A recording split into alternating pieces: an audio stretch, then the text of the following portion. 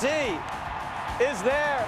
Both teams have had 3 weeks off, and they are ready to go. Both teams are 2-0. Tennessee with wins at Syracuse, or against Syracuse and at Arkansas. We already heard Rocky Top. They're already in a good mood. It's LSU and Tennessee. Rodney and I will be back at the half. Chris Lee and Kirk are coming up after that. Enjoy the first half. It's coming up just a moment away.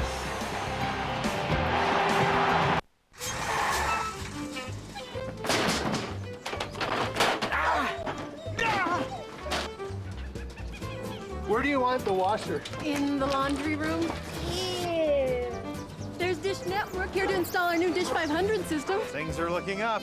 Dish Mover, the easiest part of your move. With one call, be watching TV soon after you move. Well, at least something's gone right. Dish Mover from Dish Network. It's free. A little short on entertainment? How would you like a non-stop joyride? I'll take it. How about guaranteed exhilaration? I'll take it. Showtime Unlimited gives you 200 exclusive movies every month, guaranteed. 50 very original shows, guaranteed. 10 channels, just $10.99. I'll take it. I'll take it. You'll get it, you'll get it. Call now for the best value on Dish Network. I'll take it. Guaranteed. I'll tell you what. What? I'll take it. 50 years later, the shot can still be heard. This Sunday on ESPN Classic, the story behind the legendary rivalry. There was real hatred. And the story behind that fateful swing. Battle Lines, the 50th anniversary of Bobby Thompson's shot heard round the world, 9 p.m. Sunday, only on ESPN Classic. To get ESPN Classic, call 1-800-CLASSIC now.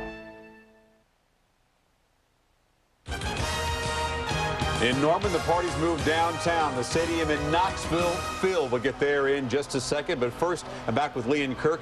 UCLA continues to silence the skeptics, including Oregon State themselves. Thought they'd have some big yards against that Bruin defense. Didn't happen. Yeah, Oregon State thought they'd be able to come into this game and put up some big numbers. And UCLA, it's time people around the country pay attention to what UCLA's been able to do.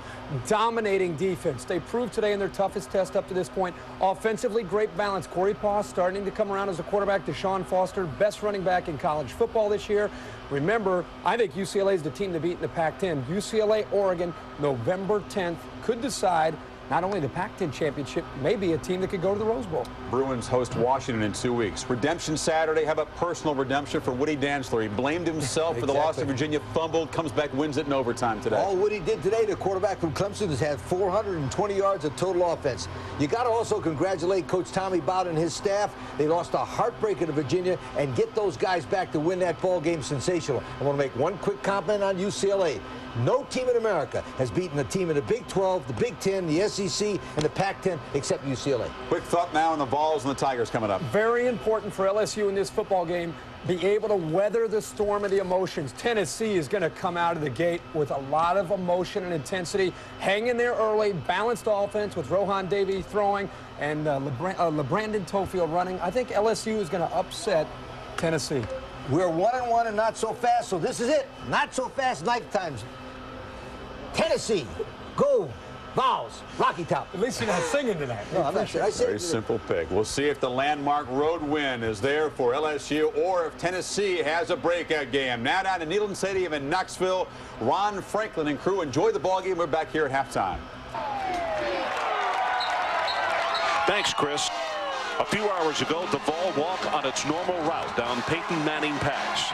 But this week, the traditional Rocky Top salute to the Tennessee football team has become a patriotic march in tribute to the volunteer spirit nationwide that continues to lift our country from its darkest tragedy.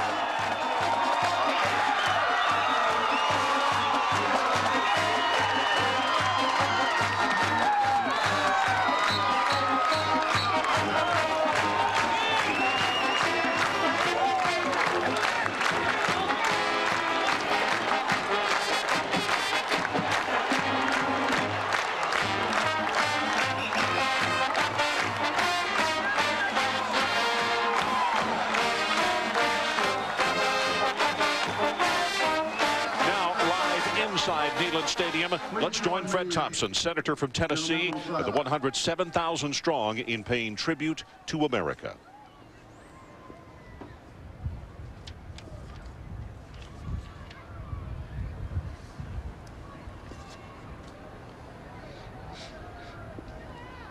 Ladies and gentlemen, let's sing God Bless America.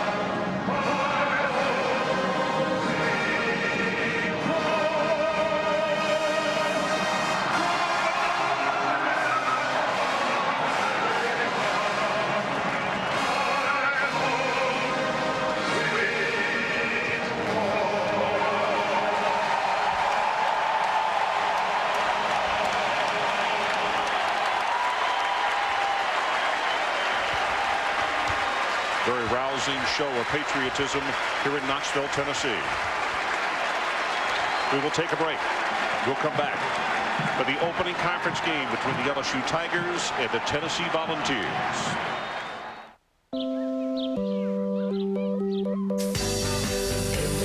Now there's a better way to soothe your skin after shaving. New Nivea for Men Aftershave Balm has advanced moisturizers and vitamins to soothe and improve your skin. Nivea Aftershave Balm, more evolved skincare. My problem, 4 different platforms, 4 different divisions looking for savings and 40,000 users. And all eyes are on me, the new CIO. That's why I work with Dell. Their server, storage, and enterprise services give me everything our network needs. Scalability, quick deployment, and on-site support. Dell really delivers. The new CIO just made a positive impression. PowerEdge servers and PowerVault storage made easy with Dell. Visit Dell.com. Dell servers use Intel Pentium 3 Xeon processors.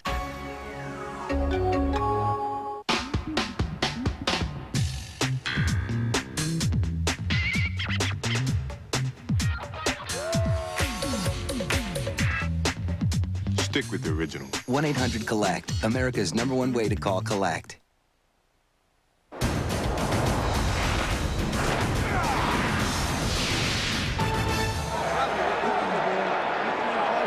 Well, the coin toss, Rogers Redding, the referee tonight for this SEC contest. And Bartholomew looks as though he has just said that Tennessee won the toss, but they will defer. And now he's talking with Rohan Davey.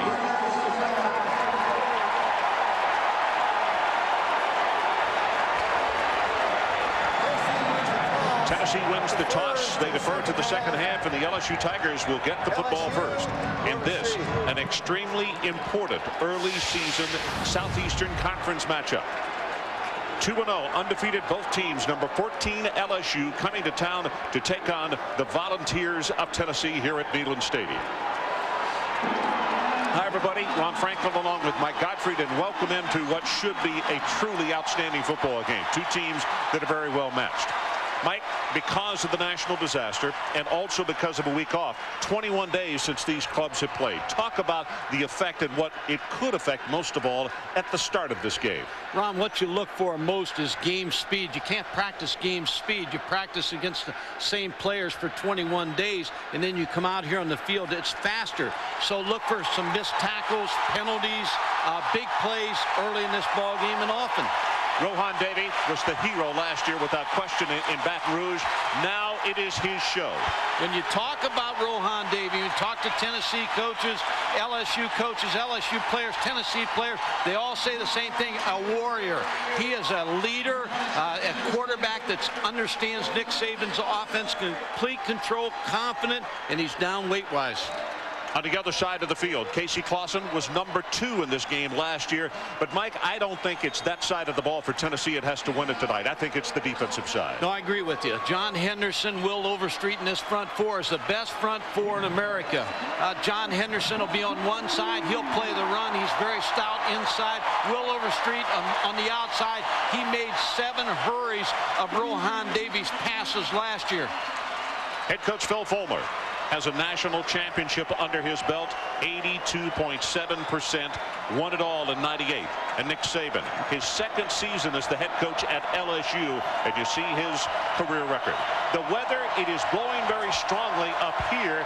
We will check with Adrian to see what it's like in the field. Temperature dropping into the 50s, maybe even the upper 40s tonight. Most importantly, no rain in the forecast. Colquitt to kick it off. The deep man Henderson, Devery Henderson, along with Dominic Davis.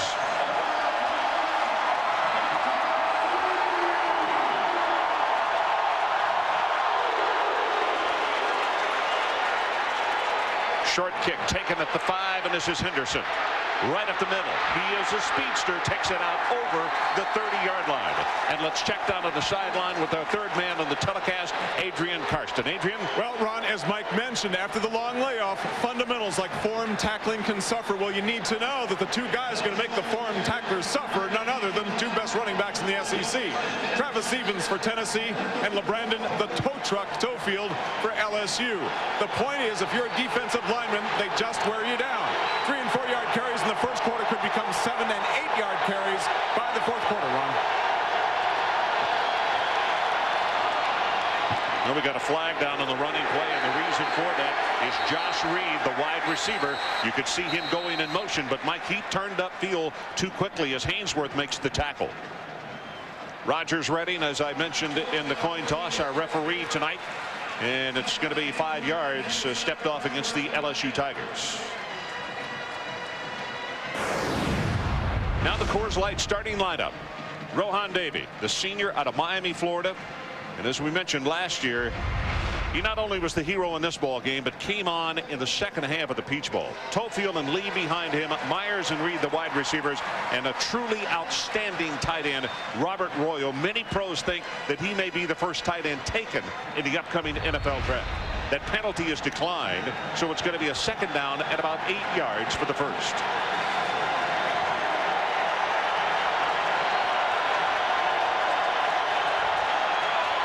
Short drop right up in the middle. Got it complete out to the 45-yard line as Myers still on his feet. Takes it inside the 40 and down to the 35-yard line of Tennessee. It is good for a 30-yard gain. The offensive line, Reed, Peterman, Sale, Pierce, and Jeff Baggett, who is a converted tight end. And Mike, talk about who they go up against tonight. Ron, they go up in an excellent front four. Albert Hainsworth ought to benefit from John Henderson, Will Overstreet getting double teams during the ball game. So LSU comes out steaming. A penalty on the first play, which was declined, and then a 30-yard gain as they throw it complete to Jarrell Myers. Toefield being trailed from behind 2 yards, maybe 3. Will Overstreet, you could see number 90 coming in hot pursuit. The linebackers for Tennessee, the youngest part of the Tennessee defense, Moore, Stevenson, and Whiteside. And in the secondary, very good secondary led by Andre Lott to corner. They used to be a free safety. They corner, then safety, now back to corner. Julian Battle, the strong safety, literally learning on the job.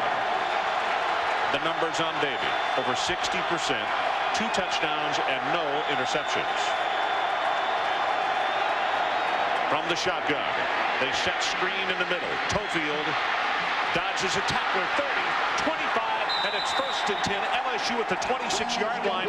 Overstreet made the tackle, but Mike, after a gain of 12, they've got Tennessee leaning the wrong direction. Ron, it goes back to what we talked about earlier, 21-day layoff, and watch what happens here. Screen pass to LeBrandon Toefield. Right here, you got to make this tackle. Makes a miss, and you're going to see a lot of missed tackles, a lot of big plays. The ball spotted just inside the 21-yard line. LSU with back-to-back first downs, gain of 12 here, 30 on the pass play a moment ago. Crossing action. Tofield going to go for short yardage, and he is hit by Rashad Baker, the sophomore out of Camden, New Jersey, number 16. You talk to any coach when they come into this kind of surrounding and they say right away, we need to score first, we need to get some confidence, we need to get this crowd deflated a little bit. Now a touchdown here is not going to deflate this crowd, but if you get up a little bit on Tennessee, helps your confidence a little bit with your ball club in this surrounding. 3 wide receivers come right. They would be at the bottom of your screen. Davey under center this time. Here comes the pressure. They pick up the blitz. Hit, the ball is knocked loose. Recovered by Tennessee at the 29-yard line. And it's Kenyon Whiteside who made the hit and the recovery.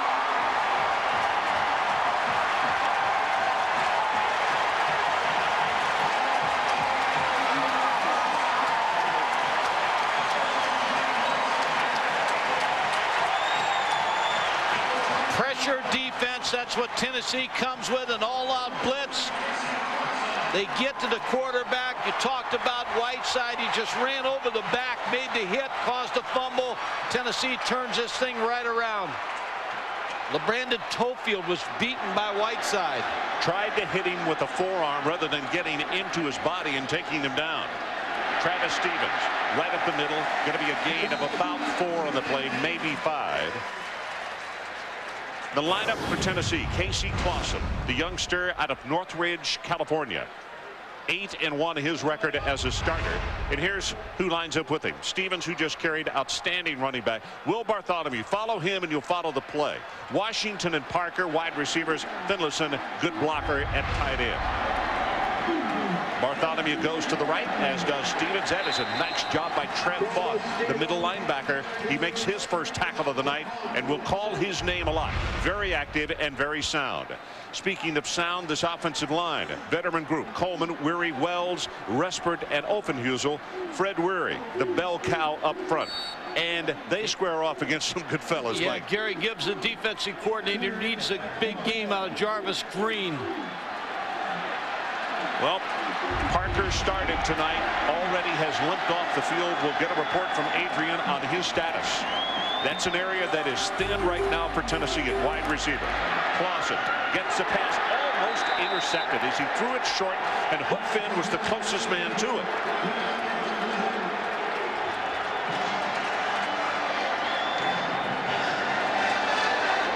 So it's 4th down and 3 and out.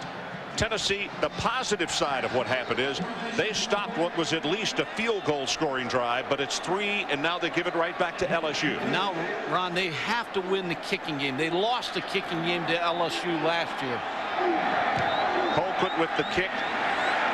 Very high, hanging spiral. Davis from the 21.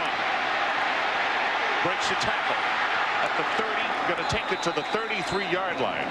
And we'll take a timeout. 44 yards in the kick and 12 on the return from Knoxville. LSU nothing, Tennessee nothing. You ready for a cold one? Yeah.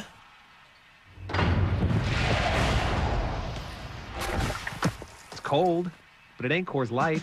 Coors Light, tasty. Tasty.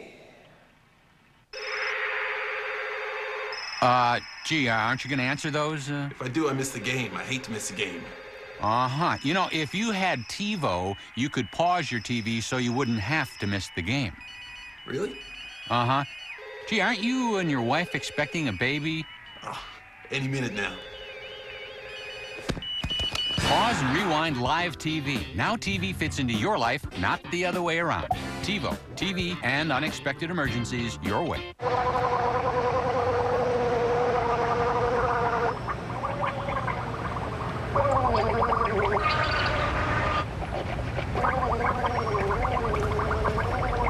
They run out again?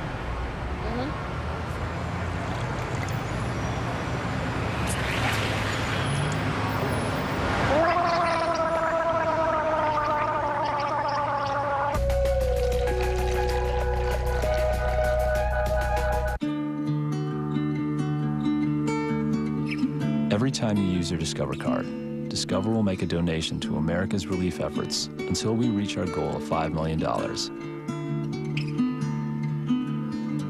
Just by doing what you do every day, you can help the victims and families of September 11th. To find out more, call 1-800-347-3026 or go to discovercard.com. You ready for a cold one? Yeah. It's cold, but it ain't Coors Light. Coors Light, tasty. I need new friends. Great look inside of Neyland Stadium, which becomes a city unto itself. When a football game is played here, between 107 and 108,000 have come in. Still probably a couple of thousand more down on the shores of the Tennessee River. Part of the Ball Navy.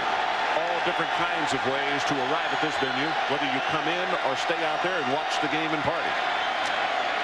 Davey with play action. Gonna go long up the near sideline. Got it. Clayton, 67-yard touchdown. The young freshman from Baton Rouge.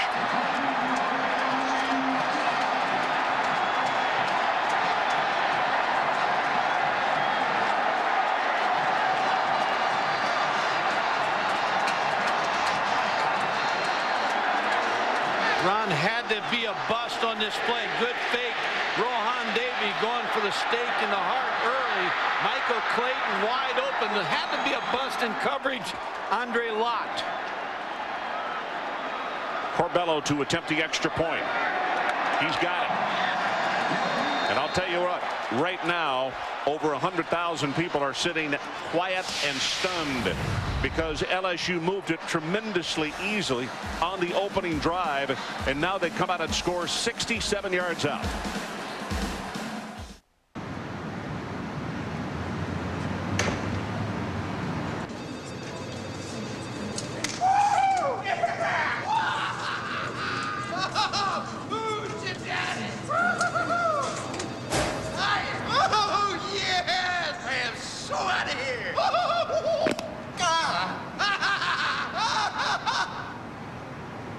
Want a job that makes you happy? Post your resume now. Monster.com. You the monster.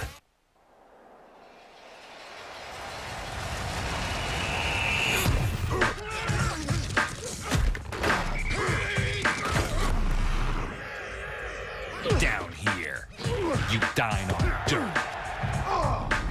Unravel egos. Grapple grizzlies. Then dance.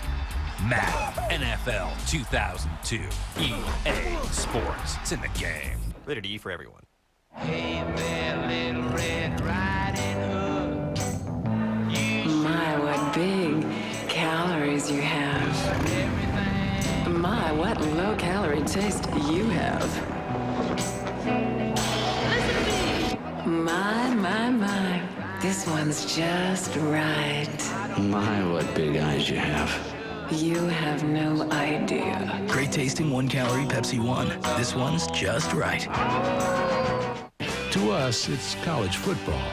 But to the people of Texas A&M, it's a way of life. Sidelines, Thursday at midnight Eastern, 9 Pacific on ESPN.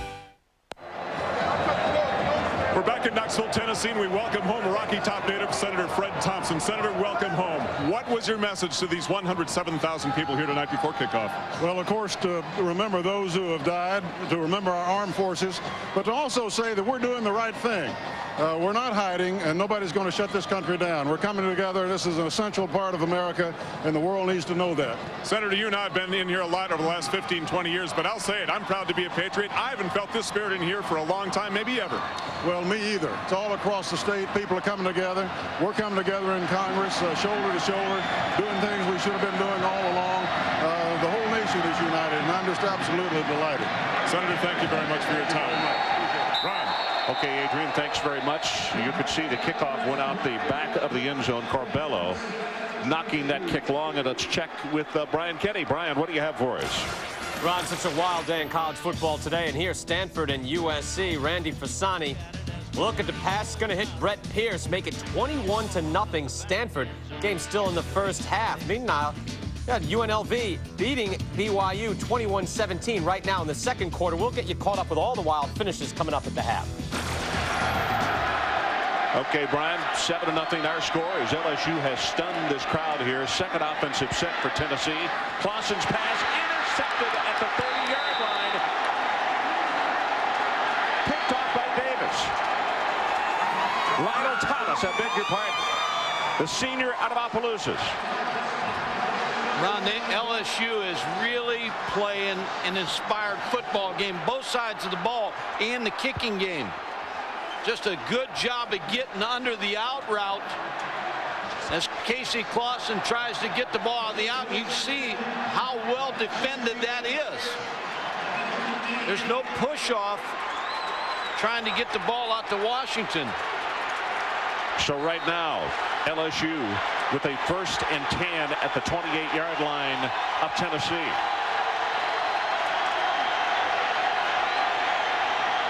Here comes pressure. Davey across the middle, can't get it close to the receiver because of the pressure.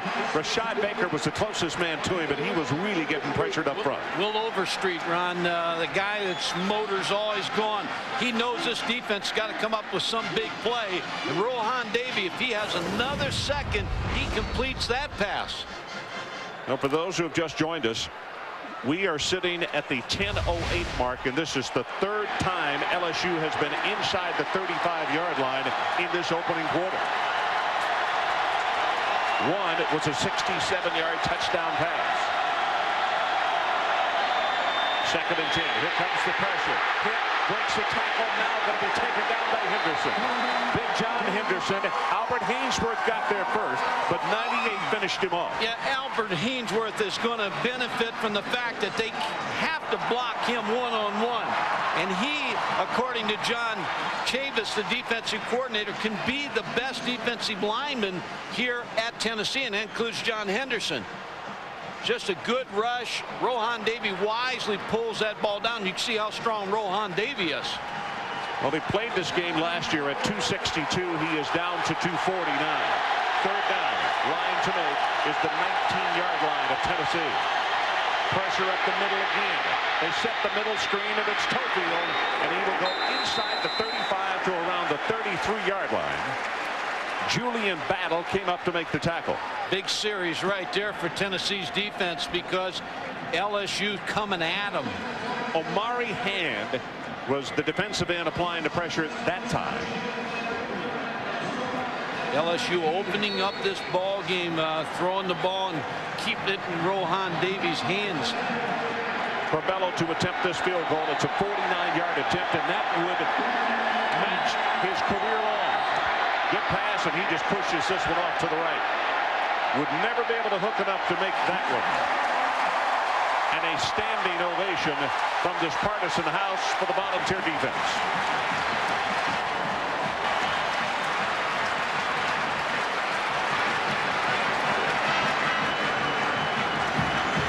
I think in this series, Ron, the old song by Olivia Newton-John, "Let's Get Physical," I think that's what you're going to see Tennessee do. If you're going to win this football game, if you're Tennessee or LSU, this has got to be a physical football game. You got to turn it over to Travis Stevens.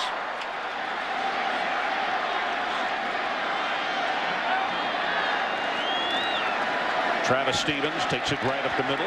Good for 4, maybe 5 yards. And let's complete the lineup. Staying happened so quickly off the get-go. The LSU linebackers, Lawrence Falk and Brady James. Brady, the defensive MVP in last year's Peach Bowl win over Georgia Tech. And in the secondary, the corners, there's some questions. Yeah, there's some questions on the corner, but there's no question on number 2. Ryan Clark may be the best safety in the game in college football. Eric Parker back into the lineup for Tennessee, number 80. But they go with the running play. Stevens puts a head down. And Travis going to have a couple of tough yards. And that's the end of the way. And let's go back to Brian Kenny. Ron, Texas gets Oklahoma next week. Tonight they get Texas Tech. Chris Sims already running for a touchdown. Here in the air to Roy Williams. Roy Williams finding some room. He goes in for the score. 21-7 Longhorns. Florida State now opening things up on Wake Forest. It's 35-7 in the second. Ron? Ron, the good thing about Texas is they get to see that offense. Texas Tech, same offense as Oklahoma 2 weeks in a row. That's a good point. Clausen Sets in the pocket, has this one over the middle and complete at the 43-yard line of LSU. Kelly Washington. And you see Tofield heading to the LSU locker room. We'll get a report as soon as we can.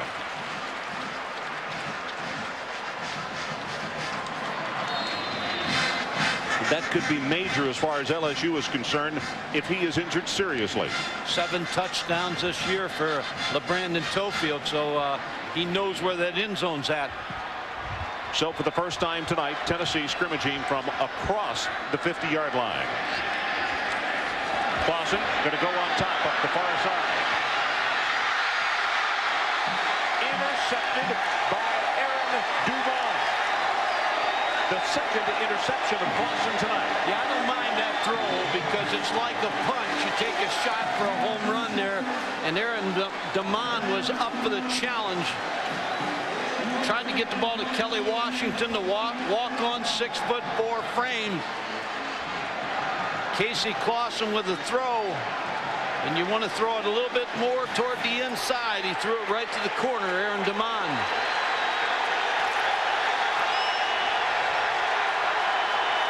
Just like a punt.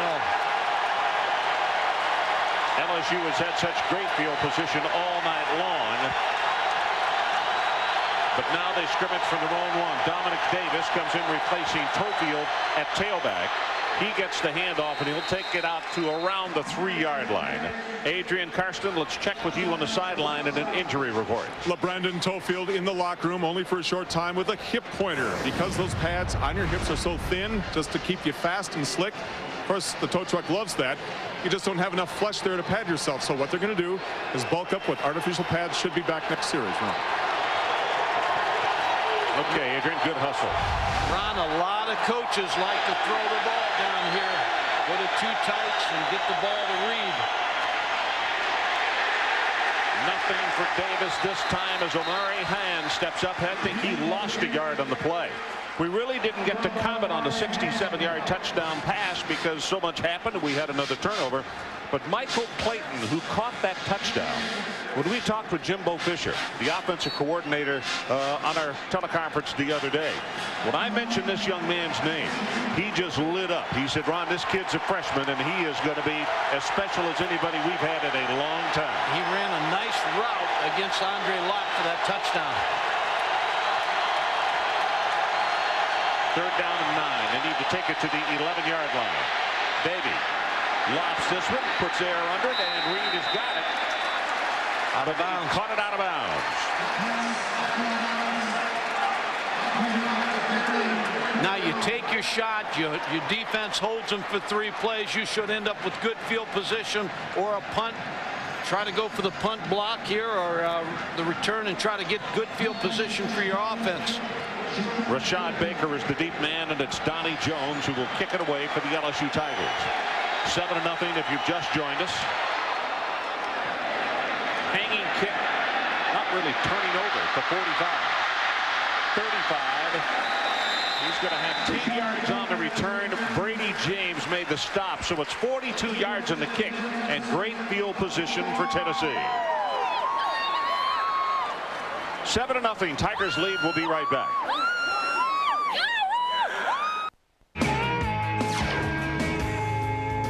Hi, I'm Lori Farkas for Dish Network FYI. Did you know that one of the neatest parts of your Dish Network system is right in your hand? It's your remote. Check this out. Did you know you can watch one show and browse through your program guide at the same time?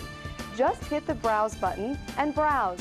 Simply click up or down and check what else is on. If you find something better, just switch to that show. It's a remote control that keeps you in control. It's not enough to be the 2 best middleweights on earth. To be undefeated like Felix Tito Trinidad.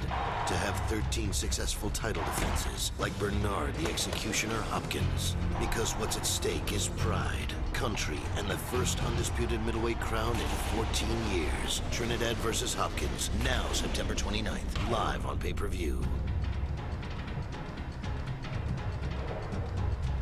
2 great champions, and then there was one.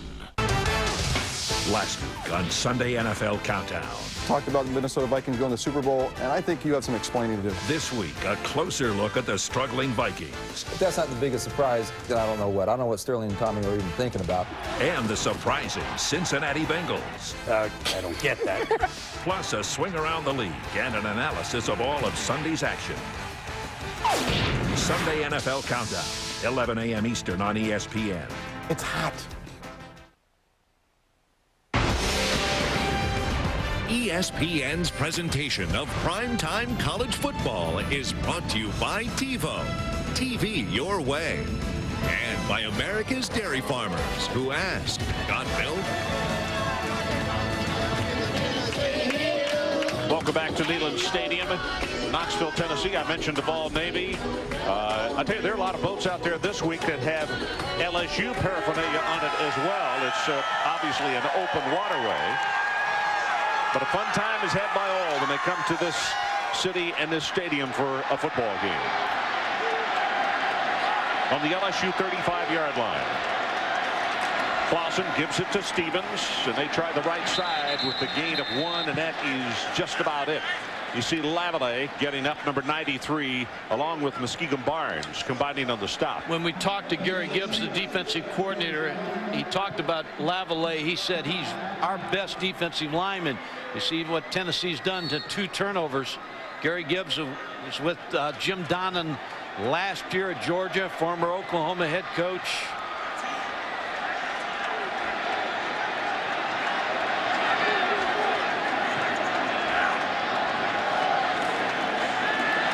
Clausen steps up, gets by the initial pressure, gets by a second tackle. Jarvis Green missed him, and then Brady James will finish him off. I think when you look at this defense for LSU, they're as good as anybody in the front 7. The question mark about this defense is the corners. Will the corners hold up?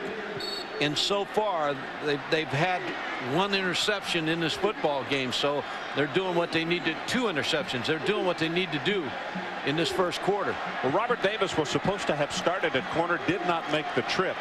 Aaron Dumont replaced him, and he came up with one of those 2 interceptions you're talking about, Mike. 3rd down and short. You need to take it to just outside the 25-yard line, and boy, that's going to be a loss. Jarvis Green, who missed the tackle on Clausen just a moment ago, hits him behind the line of scrimmage. And now it is going to be a field goal situation for Tennessee. Well, Jarvis Green just stood up the offensive tackle on that play, and talking about getting physical, Jarvis Green got physical. No movement at all. Alex Walls, a junior out of Bristol, Virginia, comes in to attempt the field goal, and it's a 47-yard attempt. 5 of 8 when he kicks in the 40-yard range. Good pass and plenty of distance. Missed it wide right. So things have not gone the way that the Volunteers had hoped in this home conference opener against the LSU Tigers. And with 3:06 remaining, it's still 7-0 to LSU. Adrian Karsten, what do you have for us? Ron, a thought. At a time in America when tragedy and travel can separate, keep families apart, a great night for college football and a college football family named Clausen. Casey, of course, starts at quarterback for Tennessee. His younger brother, Rick, who was 70th on the travel list tonight, and they only travel 70 from LSU. He portrayed his older brother this week at LSU in Baton Rouge in practice. His whole family is here tonight. All the relatives, and his father Jim, who I'll talk to later, said we may never see this again. Baby to throw, and that one is knocked down. He threw right into the middle of double coverage, trying to get it to Josh Reed. Julian Battle knocked it away. Adrian, just to put a period on your story as you look at the father, there's Jim. This week, when the younger brother called and told his dad, he said, hey, I'm Casey this week. And he said, Dad, that's really hard because I don't run that slow, and I can't throw a wobbly pass like that. So the brothers really kind of took a shot at each other. Yeah. Dominic Davis continues to operate at tailback. He gets the ball, bounces it outside, That's 5, 6, 7 yards, close to the first down. And we'll check in again with Brian Kinney. Ron, once again, so many electrifying games today in college football. Take you to K-State and Oklahoma. Look at this trickeration. Hunter Wall took the short snap on a fake punt to Antoine Savage. Back to Hunter Wall.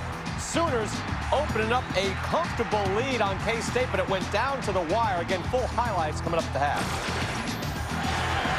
I'll tell you what, Coach Snyder would agree with this statement. His team made enough mistakes today to take care of them for the rest of the year. They could and should have won that football game. Which is penalties, mistakes. Tough to do in Norman, Oklahoma against a team that good. Got the pass complete. This is Robert Royal, the very talented tight end that we talked about to get the first down. And Mike, talk about what Royal brings to the picture, and last year how the tight end hurt Tennessee and changed them up defensively. Ron, tight ends are hard to find. They're usually playing forward in college basketball. Those are a lot of your tight ends, but Robert Royal, 6'5" and 261 pounds, and he has good speed, so he's matched up against linebackers, and he uses that frame to shield off the linebacker very well. Last year he caught the touchdown pass in overtime that set up the victory for LSU. Long down the far sideline. That is for Michael Clayton, who had the 67-yard touchdown, and it is overthrown. Adrian Carson, we'll check with you again. LeBrandon Tofield's injury a bit more severe than I was originally told. Not just a hip pointer, but a bruise, not so deep, to a back muscle after taking an anti-inflammatory and a painkiller. They have taped his back, put a vest over the top, or rather underneath his shoulder pads. Ron, you can see him lifting his jersey right now, still complaining about the injury. They say he's about 70%, going to have to play his way back into 100%. Okay, Adrian, we'll keep an eye. Meanwhile, Devery Henderson, number 26 out of Opelousas, checks in at running back. That pass for Reed. And Josh turns around wanting a flag, covered very closely by Jabari Greer. And he will not get a flag. I like the way LSU is attacking Tennessee, because Tennessee's strength is the front four. And Rohan Davey throwing quick slants and trying to get the ball to his good wide receivers, taking his shots deep downfield to get the secondary off the running game eventually. So I like their play calling. Davey 5 of 10, 121 yards and a touchdown. That would, of course, to Michael Clayton.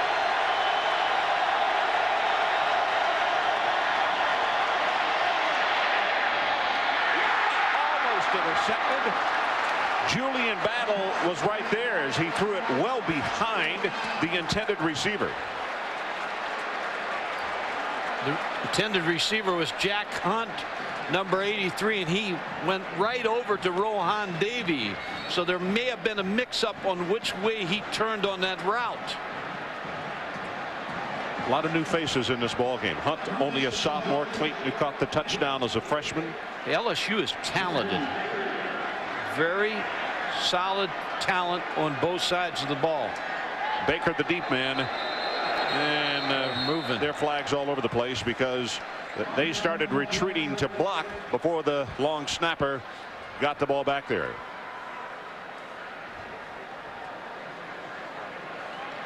Dead ball foul, false start against the offense, movement in the offensive line, 5-yard penalty, still 4th down. You look at Nick Saban, Ron, what goes through his mind is he knows before he can be a legitimate champion in this league, he's got to win on the road. That's right. And we talked about it to him the other day, and he said we've got such a great home field advantage that sometime when we leave there, our guys don't play. Well, you made the statement earlier, Mike, that last year a real deciding factor in the game. LSU won the special teams, and we'll see. This is only their second punt, but we'll see if that occurs tonight. Good driving spiral. All the way back to the 8-yard line is Baker. Crosses the 20 and is going to be denied the 25. 50 on the kick and 16 on the return. Baseball triple header coming up tomorrow. The Mets and the Braves, 1 o'clock Eastern on ESPN.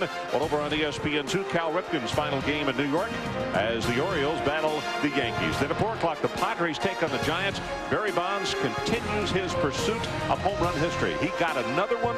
He is at 69. 1 of 3, and that one hit today, as I mentioned, was a home run. He hits a lot against San Diego. He's got the most against them. He needs to play them a little more often. I tell you, 68 last night was no question when it left the bat. That was an absolute howitzer. Travis Stevens has 5, 7, 8, and 9 yards. Brady James makes the tackle, and a really nice job up front by Weary. Scott Wells and Jason Respert, the 2 guards and the center. We watched the Arkansas game. Travis Stevens was very impressive in that football game. 206 yards on 41 carries in bad weather. So he's a very durable back. Bobby Graham checks into the lineup at wide receiver. He wears number 11. That's Graham in motion. Stevens again, though, and Stevens has to be caught from behind. He'll have the first down. Jeremy Lawrence, 41 carries against Arkansas. Now, I know weather dictated a lot of that, but we had dinner with Travis Stevens and some of his teammates on Thursday, and I said, Trav, have you hinted to your quarterback and offensive coordinator you'd like to do that again? It was fun, and everybody at the table laughed and said that's all he's talked about. Well, you know, the other thing about him is he hasn't played much, but the coaches said he's never complained. He's been very patient to wait for his chance. Was a starter, then didn't get to play the next year. Goes off the right side, short yardage this time, as he is bowled over by Lionel Thomas, who has one of the interceptions tonight. Trav is not a real big guy, 5'9", 190, senior out of Clarksville, Tennessee, but extremely sound when it comes on to holding on to the football, and just generally a very, very good team guy. 9 carries, 28 yards, and that is the end of the opening quarter. So we'll take a timeout. And the LSU Tigers have come north to Knoxville, Tennessee, and right now you can say that they owned the first quarter. We'll be right back. Battle Lines, the story behind Bobby Thompson's shot heard round the world, Sunday. You ready for a cold one? Yeah.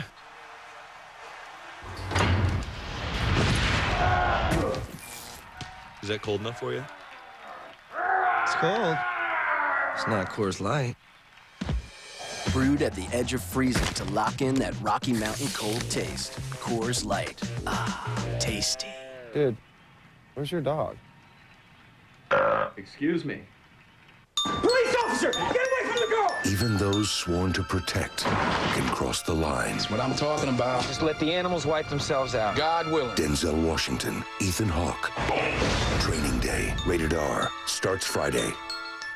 I couldn't wait to show off my new wheels at the reunion until I told my State Farm agent I really needed it fixed fast, and he mentioned Service First. When you choose State Farm's Service First claims program, you don't have to get estimates. You go straight to a participating repair center where they guarantee their work. It's as simple as that. I was looking good again in no time. Ronnie? Service First, just one more way. Like a good neighbor, State Farm is there.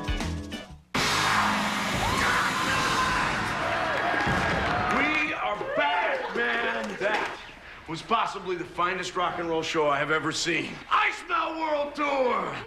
Wow. You mean the whole world? Yeah. You're not Gene. You're not Paul. You guys aren't Kiss. No. But we did stay at a Holiday Inn Express last night.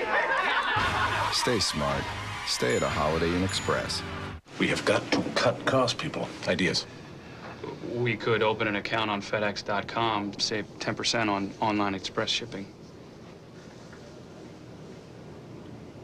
Okay, how about this? We open an account on FedEx.com, we save 10% on online express shipping. That is wonderful. You just said the same thing I said, only you did this. No, I did this. Makes all the difference. Bingo. That's good. Right on the nose. It's really a great idea. Sub-Zero flavor inside, delicious cold minty shell outside. The gum that puts your breath on ice for a long time. Dentine Ice. Nothing's colder than ice. So we're ready for the second quarter. LSU 7-0.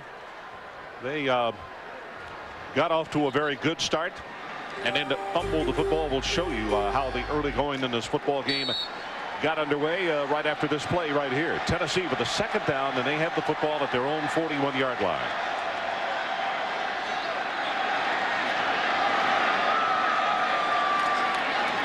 Clausen got single coverage, got it complete, and that's Leonard Scott, the sprinter. Hook in, got turned completely around, good for 34 yards. Ron, you know they're going to go after these corners. Demetrius Hookfin is in coverage here. Leonard Scott, the former track athlete here at Tennessee, has very good speed. You see both backs cheating up a little bit to block. And here's a throw by Casey Clausen right over the outside shoulder. Perfect. Leonard Scott out of Zachary, Louisiana, so he feels even more special after that catch right there.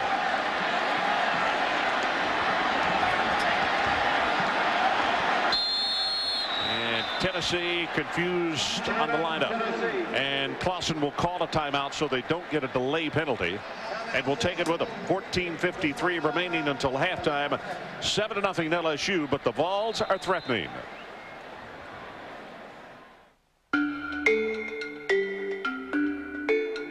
If the way it's made doesn't convince you, or the durability, or the safety, or the comfort, or the performance, or the way you're treated, if all that doesn't make you want to buy a Saturn, no offer will. Of course, we could be wrong. Get 0% APR financing on all Saturn models. For restrictions, see your retailer. Request backup units. Where you headed? Police business! Back off! You got it! If I split my pants! Ow, dude, you don't need change for collect calls. Just dial down the center with 1-800-CALLATT. It's free for you and cheap for them. Hey, buddy. This is my show. Frisk me, cuff me, call me Shirley. Save big bucks on every call. Just dial 1-800-CALL-ATT for collect calls.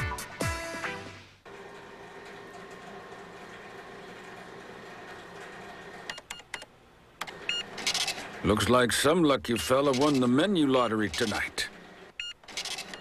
He'll enjoy that jackpot with a beer that leaves room for plenty of fried poultry. Miller High Life Light. Good thing there's also a light way to live. The High Life. So we're back. LSU 7-0. Tennessee confused on the offensive formation, so Casey Clausen very wisely used one of the timeouts, and they have regrouped and are now set. I think the weakness of this Tennessee team, receivers haven't emerged yet, and that's some of the problem they have lining up. Jason Witten, the tight end. That's him in motion coming from the wide receiver position, but they throw back the other way and almost intercepted by Dumont. He's already got one in the ball game, but boy, he broke on the ball very nicely. Well, the game track so far, in case you missed the first quarter of play, this is Michael Clayton, a 67-yard touchdown. Now, that was the second offensive possession by LSU. And here's Dumont with one of the two interceptions off Casey Clausen by LSU in the first quarter.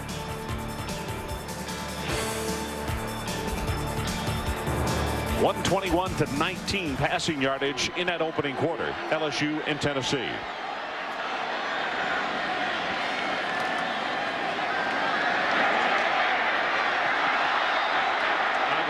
To Troy Fleming.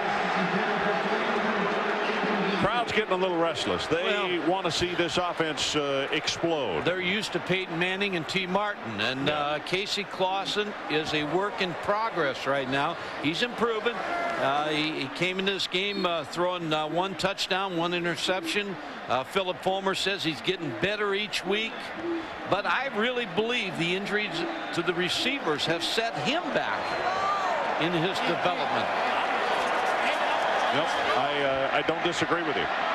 They have really had their problems at wide receiver, and they're able to play a lot of very green people. From the shotgun, here comes pressure, going to be hit, and he'll fight his way forward back to the line of scrimmage. James and Jarvis Green got to him. And that is some good pressure from that LSU defense. Yeah, Jarvis Green, he probably smiles from ear to ear when it's 3rd and long, because he is a very good pass rusher. He's got good speed up the field. He's really doing a good job beating Reggie Coleman. Alex Walls to attempt a 42-yard field goal. He missed one in the first quarter. He was wide to the right.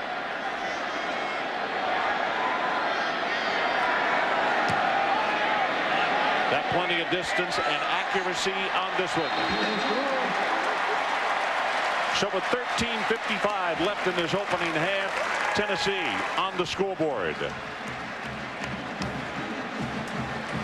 Nothing is coming easy for Tennessee. I mean, LSU is making them work for everything on defense, and then LSU, really, I like their attack tonight. Well, quite frankly, the way LSU played that opening quarter, they drove it right down the field. 30-yard completion, 12-yard completion. Then Davey fumbled the football. They were at least on the board with a field goal. They could have been up 14-0 in the first quarter.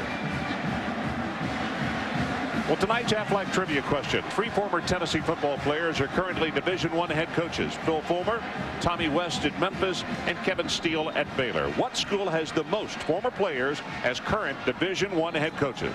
That answer a little bit later on. I can tell you who it used to be. It used to be the Cradle coaches, Miami of Ohio. That probably has changed. Back on that last series, you know, Dominic Davis had come in and was having to work exclusively at tailback, and then Devery Henderson came in because Tofield was injured. Well, on that last series, Dominic Davis also came in and played some defensive secondary for the LSU Tigers. Whatever you have to do to win. There's Dominic right there, and you also got to look in the face of Devery Henderson. Also a world-class sprinter.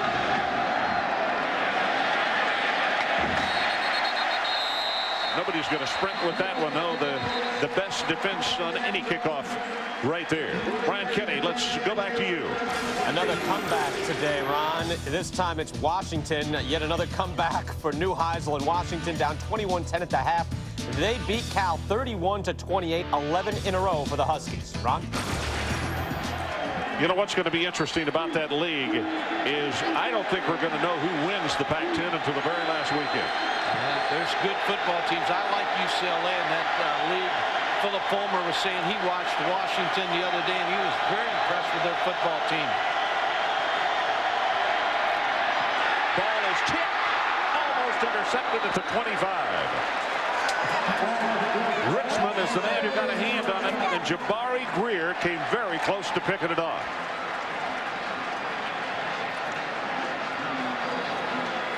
You always, on the quick pass, you've got to get those defensive ends hands down. You try to chop it at their feet and right around their knees to get those hands down.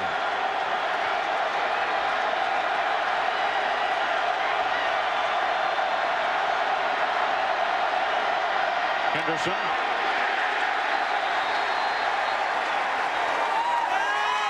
Nice defense again. It's going to be 3rd down and long, LSU. And you don't think that the injury to LeBrandon Tofield has changed their game plan. I mean, you come in here with a very good running back. A lot of people compare him to Jamal Lewis, the great back here at Tennessee that's now playing for the Ravens. Hurt this year, but when you take him out of the lineup, that's a big loss.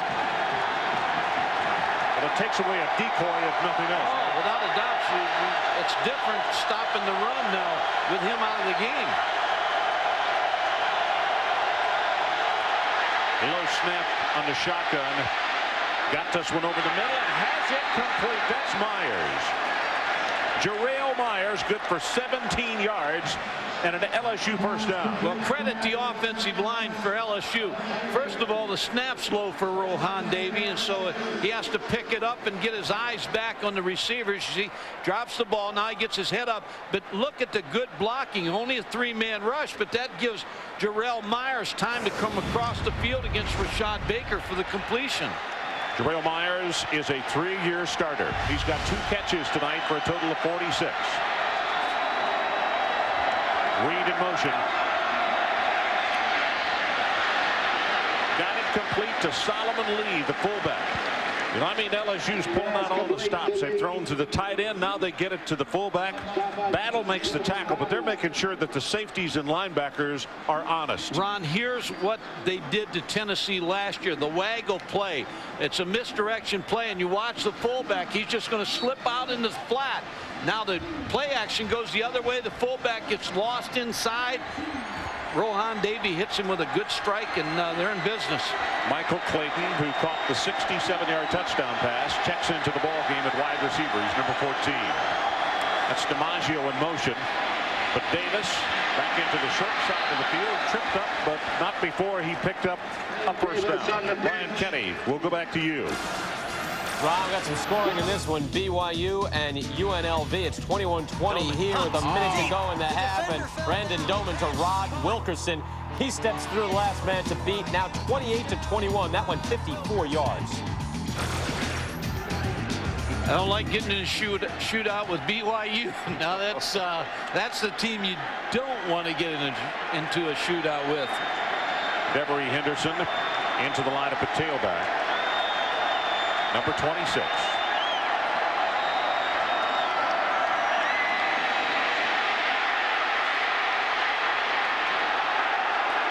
Davey throws this one away, and he took a hard shot, and there's a flag down. That's Overstreet, who was back there applying pressure. Well, you got to like Rohan Davey. Will Overstreet chasing him down.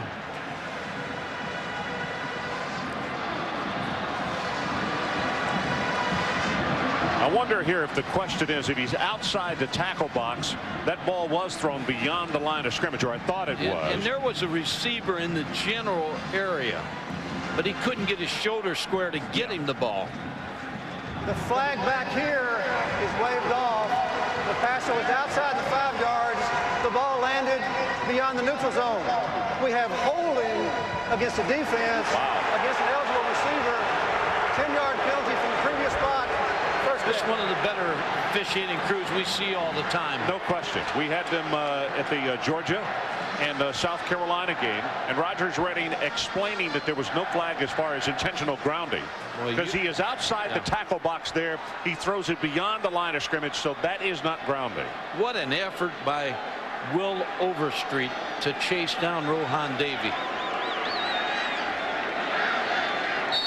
John Henderson has had the high ankle sprain, and it looks as though the big fella is getting checked over again. I don't know if it's for that same thing or not, but he's really been frustrated. You know, Philip Fulmer said he was 100%.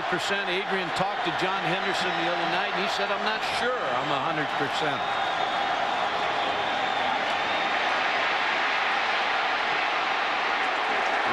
Davey is going to be tackled by Kevin Burnett. Now, Mike, let me make another point about Tofield not being in the ball game. Devery Henderson is in there now. He's only a sophomore.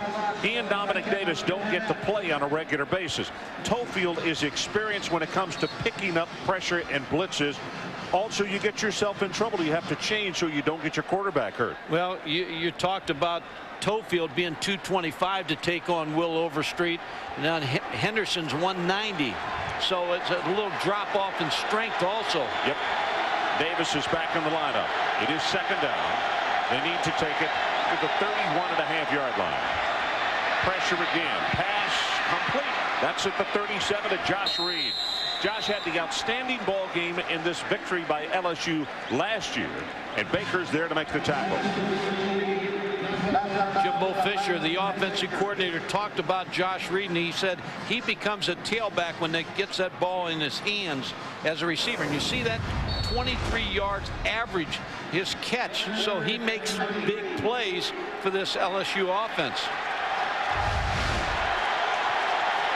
Tofield going back to the locker room. And this is where you miss him right here, 3rd and 3. He almost looks like he has his right arm tucked in. Did he injure a shoulder? I know that we talked about it. It was a hip pointer. 8th play of the drive. Davey's pass does not have time to get it off. And Overstreet makes the hit. And Davey was a little slow in getting up. Will Overstreet's one of my favorite players in watching college football. I asked him the other day, I said, you know, you play the game so hard. He said, my dad said, God gives you the ability, you provide the effort and attitude. Believe me, he provides a great attitude. And you know, for people who don't necessarily live in this part of the world and keep up with the Southeastern Conference, besides getting it done on the field, he is a two-time all-conference academic, scored a 31 on the ACT. And when they were saying God bless America, he was singing. Yep. Fourth down. The 31.5 is where the Tigers need to take it to. Davies ends it, knocked down on a great defensive play by Rashad Baker.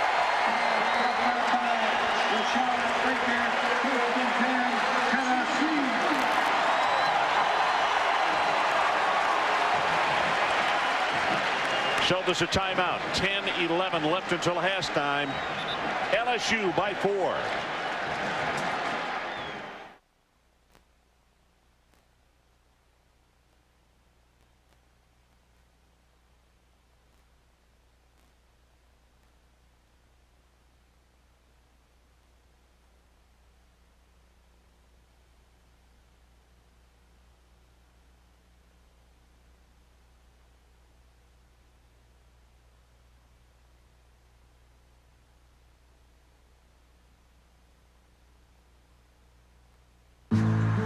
Dad, are we there yet? No. But that mom's not playing. Dito yun, ha? Saya figure the lemon. Saya figure the lemon. Kalau sa lemon, o kono so kung great, kita kala karong ko kala ko o mun nato ko panya ko ba kawala ko.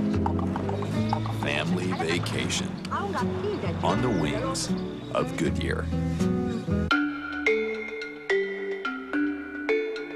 If the way it's made doesn't convince you, or the durability, or the safety, or the comfort, or the performance, or the way you're treated, if all that doesn't make you want to buy a Saturn, no offer will. Of course, we could be wrong. Get 0% APR financing on all Saturn models. For restrictions, see your retailer. To us, it's college football. But to the people of Texas A&M, it's a way of life. Sidelines, Thursday at midnight Eastern, 9 Pacific on ESPN. ESPN's presentation of primetime college football is brought to you by Saturn. Now with two distinctly different car lines, the L Series and the S Series. And by 1-800-CALL-ATT for collect calls. Well, it's been a very lively group. A lot of folks up here from Baton Rouge, from the Bayou State, and obviously a lot of people here for wearing orange for the Tennessee Volunteers. It's just a good, hard-hitting rivalry between two schools that have got great tradition.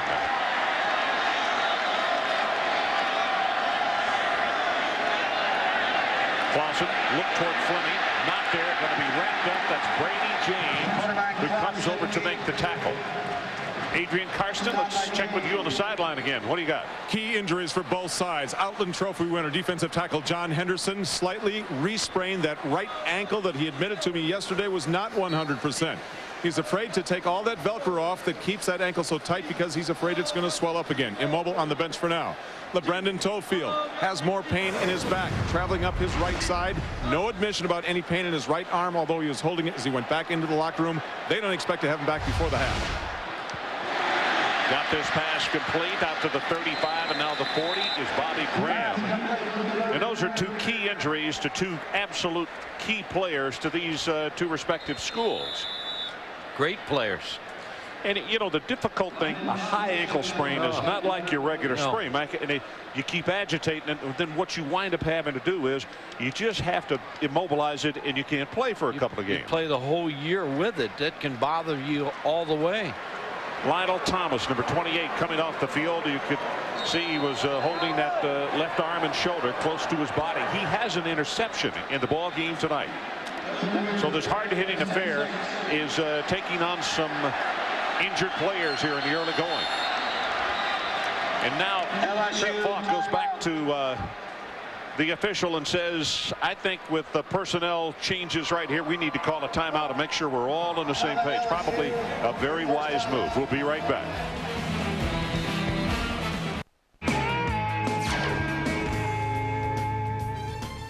I'm Lori Farkas for Dish Network FYI. Do you have a certain group of regular television channels that you always watch? Then you should set up a favorites list. To begin, press your menu button and select Favorites option. You can create and change the list yourself, adding and removing channels as you wish. When you make your list active, your program guide displays only the channels in that list. There are many ways to customize favorites to suit your needs. It's not enough to be the 2 best middleweights on earth.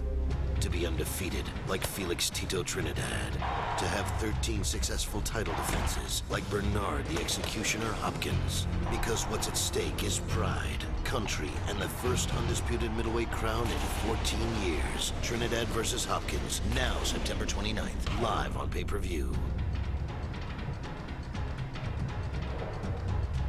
2 great champions, and then there was one. Joe, I'm telling you, this one is going to be huge. It's the MLB Pennant Series on ESPN. First at 1. It's heating up in the National League East, Joe. We've got the Mets and the Braves in Atlanta. Piazza and the Mets try to keep their September resurgence alive as they take on the Braves in a huge must-win game at Turner. Then at 4, Tony Gwynn and the Padres square off against the Giants, with Bonds just inches away from McGuire's record. Mets Braves at 1, Padres Giants at 4. Sunday baseball presented by Nextel. Sunday on ESPN.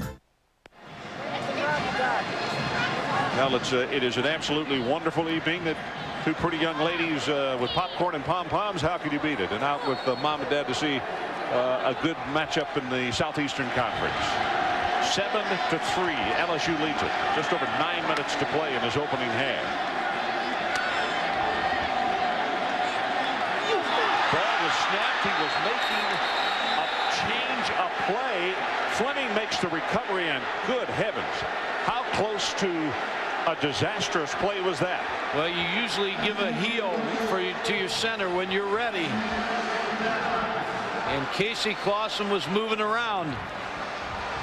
See if he gives the heel. No. Well, he saw his thought he would. Yeah, he may. He's. You got to remember, Scott Wells is upside down. He watched his foot move. Colquitt with the punt. Very high hanging spiral. And a fair catch called for at the 25 by Dominic Davis. Mr. Kenny, let's go back to you in the studio. What do you have for us? Ron, we'll take you to Arkansas and Georgia. Here we got Georgia punting away in the 3rd quarter. Waiting for it is Marvin Jackson. Marvin Jackson, man in front of him, beats him, gets out to the sideline, gets a block, tremendous speed. He's going to go 75 yards all the way back for the touchdown, all tied up at 20 in the 3rd quarter, Ron. Wow. I'll tell you, the way Arkansas's offense has sputtered, they need help from their special teams. Those fans will be getting nervous in Athens. Quick pass, caught by Reed. Turns it upfield, and he's going to wind up with a nice, tidy gain of about 6 yards on the play.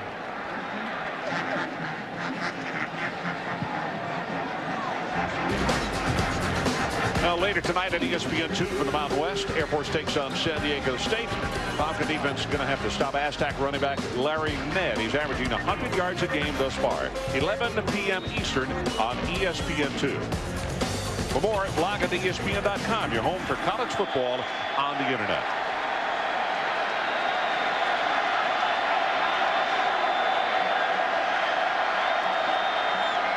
Davey, short drop, and that pass almost hit Jarrell Myers in the back. Now, Mike, this is what they were doing early in the 1st quarter. The short drop and throw the ball, and that seemed to slow down the pursuit by Tennessee coming for the quarterback. Well, it wears defensive linemen out, because all of a sudden you get frustrated because you can't get to the quarterback. They've been getting to the quarterback with blitzes and linebackers. Jimbo Fisher, 2 of 6 third down conversions for the Tigers tonight. They need to take it to the 35-yard line, and John Henderson is back in the lineup, number 98 for Tennessee. Davey, right over the middle. It is in and out of the hands of Robert Royal. Oh, boy. You can't give Tennessee too many opportunities. That was a first down by Robert Royal, and Rohan Davies doing everything expected of him. One of the things also LSU's done such a good job of in the first half, that's keeping the crowd out of the ball game. Keeping the crowd out. Special teams, they've neutralized Tennessee again this year so far in the kicking game. Donnie Jones, an outstanding average on his first 2 kicks tonight. And the left footer with a driving spiral here. All the way back to the 18-yard line is Baker. And what a coverage on the play at the 20-yard line. The stop is made immediately. 51 yards on the kick and only 2 on the return. Well, the answer to tonight's AFAC trivia question: what school has the most former players, current Division I head coaches? Kent State with 4. Nick Saban, Lou Holtz, Gary Pinkel of Missouri, and Jeff Woodruff at Eastern Michigan. Well, they moved the cradle of coaches to up north.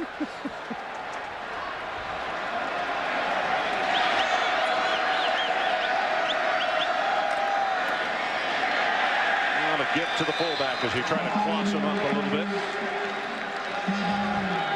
And Bartholomew, the ball carrier. You know, Will is one of the young men that came to dinner with us on Thursday night. Another not only outstanding player, but an outstanding student. He's already graduated, got a degree in finance, wants to go into graduate school after pro football. Hardly ever carries the ball. I know it. His granddad played here at Tennessee, and his father was a football player at Army. Near sideline. Single coverage, and he's got it. That is Kelly Washington. See, here's the best shot you got at Tennessee. They've stopped the running game, Travis Stevens. Receiver problems for Tennessee. So where do you attack? You attack the 2 corners. And Kelly Washington, a walk-on that was considering Florida State, Miami, came here to Tennessee, makes this big catch. He made a big catch against Arkansas that set up the game-winning points. Well, he's a great-looking kid at 6'4", 225. Played professional baseball in the Marlins organization out of high school. And then, as Mike said, walked on. That pass caught, and it's caught by Kelly Washington. The funny thing about his story, when you look at what a great-looking specimen he is, he sent tape to the coaching staff here and said, I would like to walk on. Well, the tape they saw was from high school when he played quarterback. And folks, in high school, he was 5'11", 170. And when he walked on, the coaches walked up and said, hey, Kelly, you're a little different body than what you had back then at 6'4", 225. And they're really excited about him being a great find.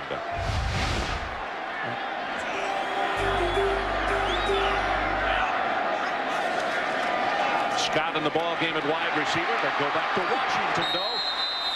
Close to the first down. Eric Demond making the tackle for LSU. And Ron, to add to your story, it pays to be nice. And when they were recruiting him, they were very nice to him. He remembered that. And when he went to baseball, and as soon as he decided to play college football, he said, you know, Tennessee recruited me. They were very nice to me on the phone and sending me letters. So he came right back to Tennessee. And if it wasn't for him right now, they'd be in dire straits. Yeah, they really would. And Mike, what if they had turned him down saying, well, we don't think you're big enough? Short drop by Clausen. Zings this one in and out of the hands of Leonard Scott. Brian Kenny, we'll check with you again. Ron, earlier in the day, first time ever, South Carolina beats Alabama down 36-30, 2 and change left. Phil Petty to Ryan Brewer, and Lou Holtz beats Alabama 37-36. So that was a thriller. The goalposts come down again. This was not close. Mighty Gators this time beat up Mississippi State by 52. Oh, what a comeback by South Carolina.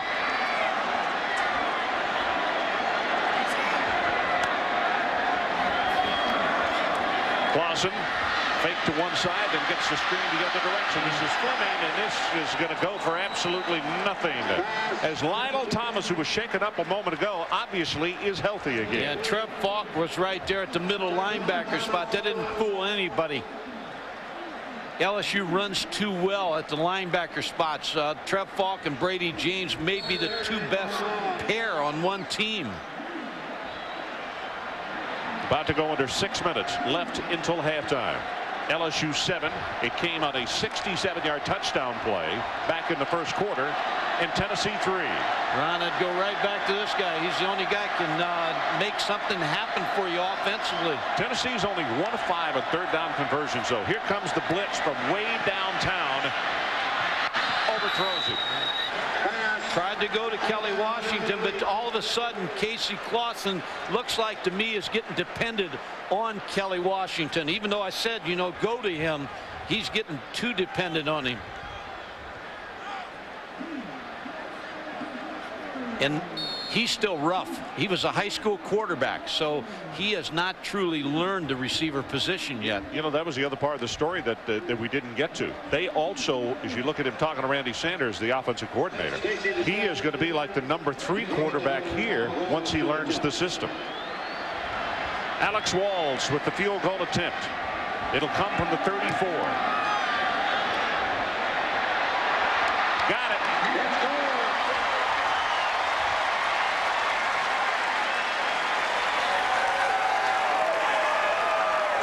So with our new score, 7-6, LSU now leading by 1. We'll take a break. 5:31 remaining until halftime. Freeze! Officer Carrot Top here and my partner. Now, if you're going to make a collect call, pick up the phone and dial down the center with 1-800-CALLATT. It's free for you and cheap for them. Save big bucks on every call. Just dial 1-800-CALL-ATT for collect calls.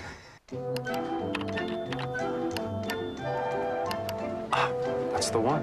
Perfect match. Oh, she's gonna go nuts. She's going to love this. Oh, I score. Honey? Hey. Got a little surprise for you. So do I. I actually found someone to buy this old lamp. Isn't that great? $500. Whether you're buying or selling on eBay, use your Visa card. Visa, eBay's preferred way to pay. Got a cold? Trying anything to get a good night's sleep? You need NyQuil, the nighttime sniffling, sneezing, coughing, aching, stuffy head, fever so you can sleep better to feel better medicine.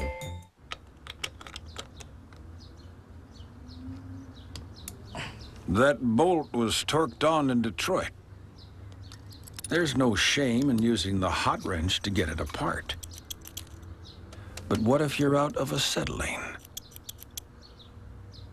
There's still a last resort they call the cold wrench. Promise yourself a taste of the high life and see if you don't find new strength to get to Miller time.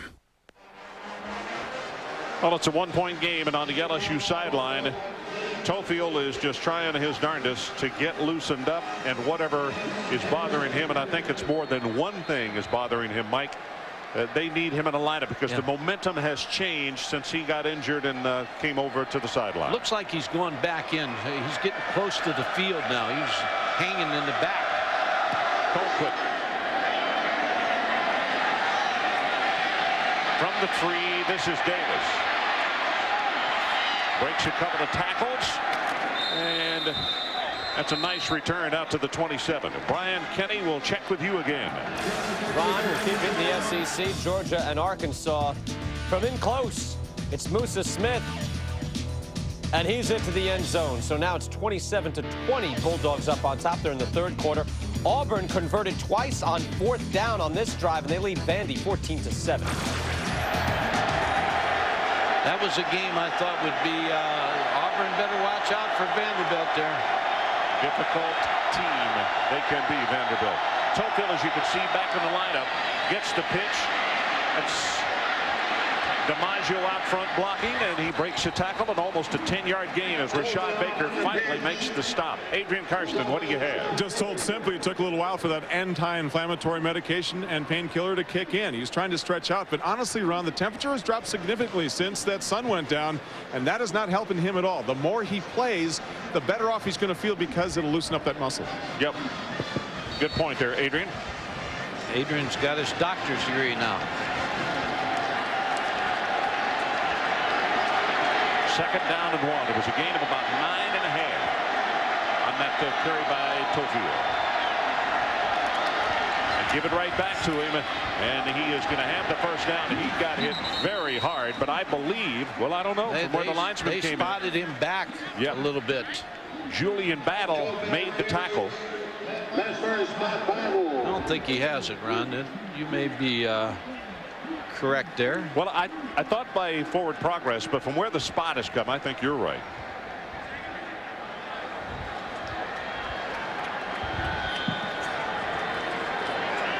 Be very, very close.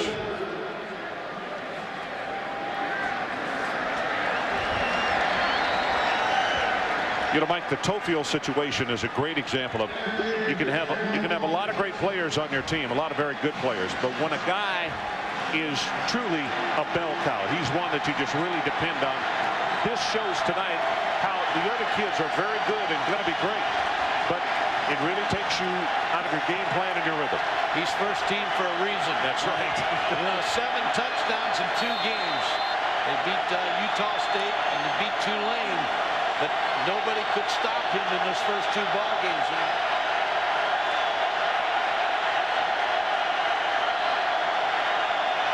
Well, there's Tofield, puts a head down, and he'll have the first down. Good second effort on his part. One of the things also in visiting with the Tennessee players, they just said he's not huge, but he hurts to tackle because he is giving a second effort, and you never get a really good, clean shot at him. And the big thing about him is, Ron, he'll wear you down in the 4th quarter. A big back like him is tough to tackle in the 4th quarter because you get tired of tackling him. Michael Clayton comes into the lineup, number 14. And he is down to the bottom of your screen. 4-4 sprinter. They're going to get a crackback. They sure are. They're going to get it on Clayton, the young man we were just talking about. And I think that UCLA coach or the Tennessee coaches were talking about that the last time they ran the toss sweep toward the Tennessee bench. So they may have reminded them, the officials, to watch for the crackback.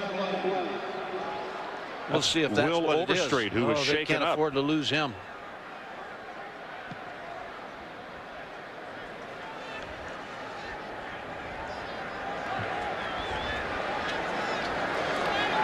Well, while they attend to Overstreet, Brian Kenny, what do you have for us? Ron, we get back to the Pac-10, Stanford and USC. USC down at this point 21-3, but Sultan McCullough reversing his field. Watch the quarterback, Carson Palmer, going to take somebody out. Good block by the quarterback. Palmer got him and made it 21-10, and USC just intercepted the ball. They get it back, so we'll close ball game now in the 3rd quarter. And Toledo banging on the door, looking to get into the top 25 in both polls, now leading Northern Illinois 27-17. That's also in the 3rd. Ron, Mike. All righty, Overstreet, we are happy to report, up and off the field on his own power. 3 tackles, 2 of those are solo, and I don't know how many pressures tonight. Big John Henderson, who had to go out with that high ankle sprain, as you can see, is back in the lineup. I have a feeling that Will Overstreet's not going to be on the sideline too long. Now remember Robert Royal. He had a big catch that he dropped the last series for LSU. Here comes the end around.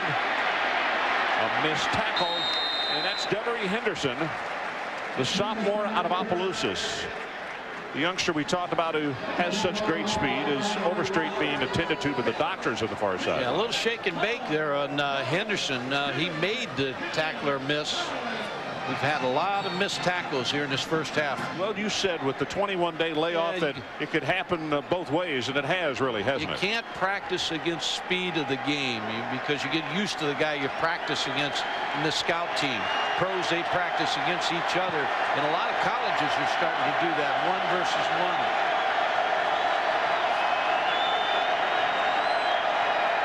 That's DiMaggio in motion. Pressure off the corner. Beatty is going to run, and now very wisely just slides down as Mark Jones was right there on top of him.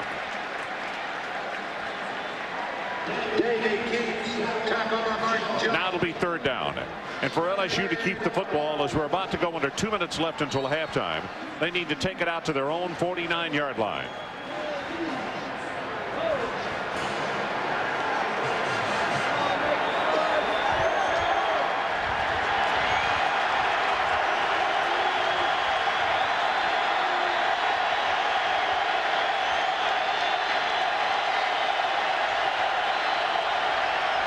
Tennessee, they're going to bring the blitz off to corner again. LSU picks it up, and now Davey in trouble. Gets the pass away. And he had a receiver close enough because there is no flag. Jabari Greer. Yes, there is a flag now. Came late, but there's a flag from the referee. But he's going to pick it up again. No foul. There's no foul.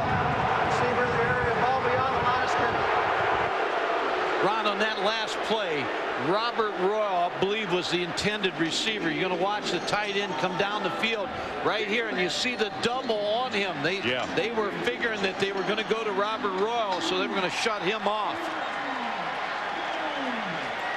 Here's Robert working against double coverage. They bracketed him and did a very good job. Fourth time that LSU will have punted tonight.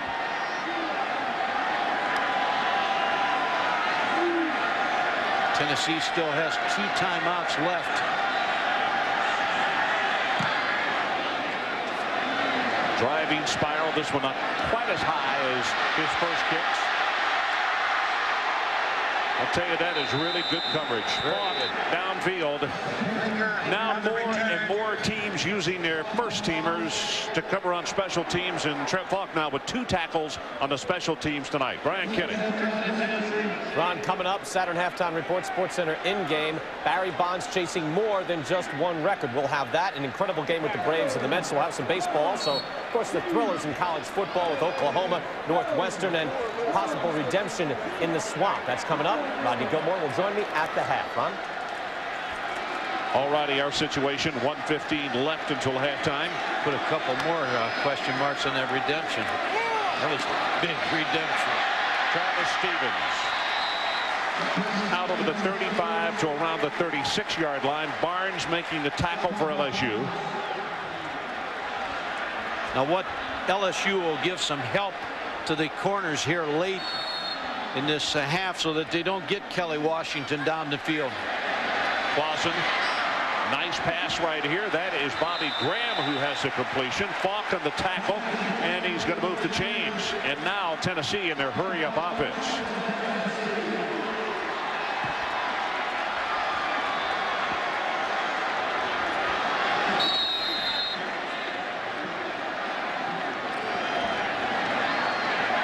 Clausen steps up, hit and knocked down at the 40-yard line by Barnes. What a big tackle there. And now you may look for Tennessee to just kind of sit on it and let the clock run down. I don't think so, Ron. I think they're taking their time out. They'll still try to chunk it down the field. But Casey Clausen looks like he's moving a little bit too quick. It might have been easier if I'd just gone to school at home. I mean, I didn't know anybody here, but I didn't want easy. I wanted what was at the University of Tennessee. So my hall director says I'd be good as a resident assistant because of the way I deal with people. I'm an RA now, I'm in student government. I was an orientation leader this past summer. Why did I come to Tennessee? Because it's all here. I might go into research in microbiology, but I don't know. I can really see myself working on a college campus. The Southeastern Conference, a tradition of excellence.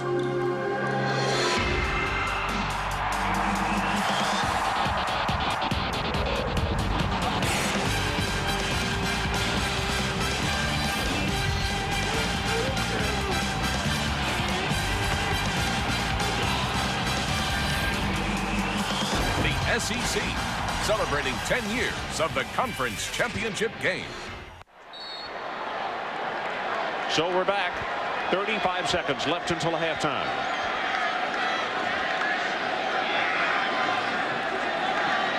Clausen, protection brings down, throws this one away, and Jarvis Green, the man Mike was talking about earlier, who just really gets excited when he sees this kind of situation, and a flag has been thrown, and now it would appear they're going to get Clausen for intentional grounding. Illegal forward pass, intentional grounding. The penalty is loss of down as a start of the foul, third down.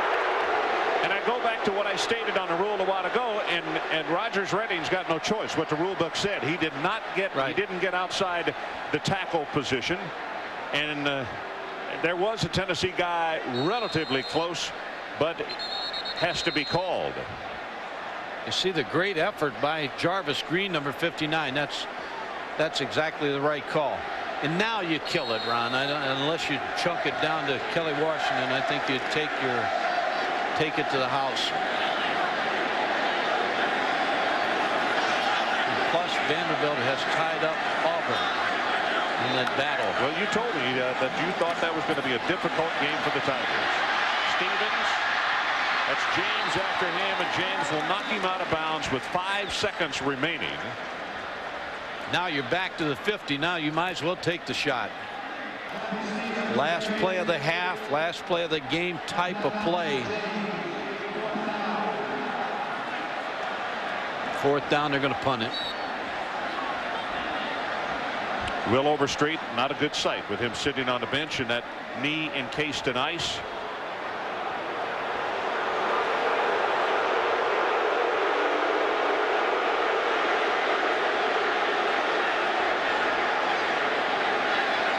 Crowd in disagreement with the head coach on the punting it away.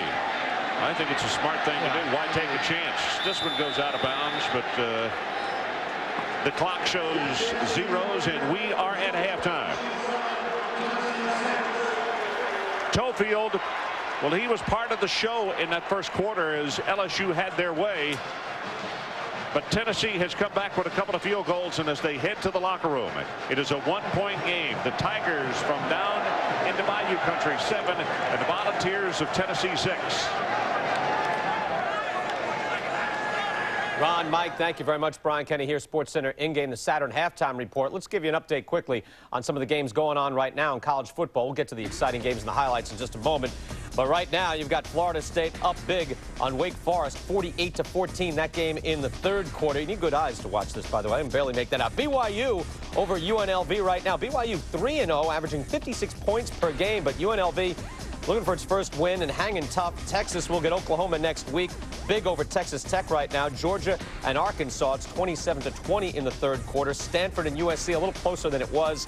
And once again, Toledo trying to get into the top 25. It'll be their earliest entrance into the coaches poll ever. When we come back, we'll talk baseball.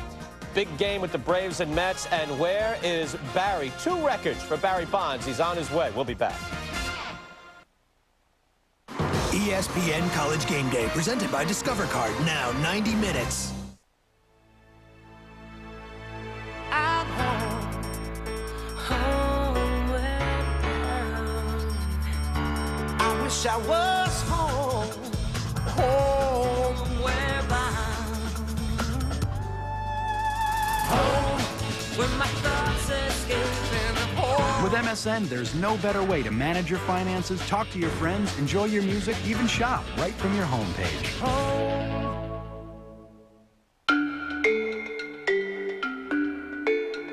If the way it's made doesn't convince you, or the durability, or the safety, or the comfort, or the performance, or the way you're treated, if all that doesn't make you want to buy a Saturn, no offer will. Of course, it could be wrong. Get 0% APR financing on all Saturn models. For restrictions, see your retailer.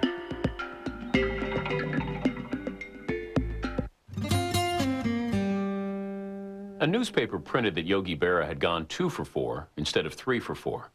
A reporter explained to Yogi that it was a typographical error. Yogi replied, "The hell it was. It was a clean single to right." Hey, nothing beats an original. Original Coors, brewed with Rocky Mountain water. Original Coors. It's never not a hit.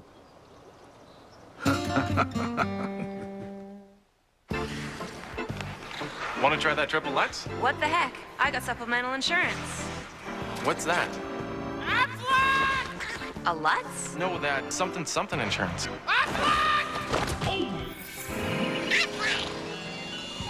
Even the best insurance doesn't give you cash for things like lost pay and other expenses. This does. What does?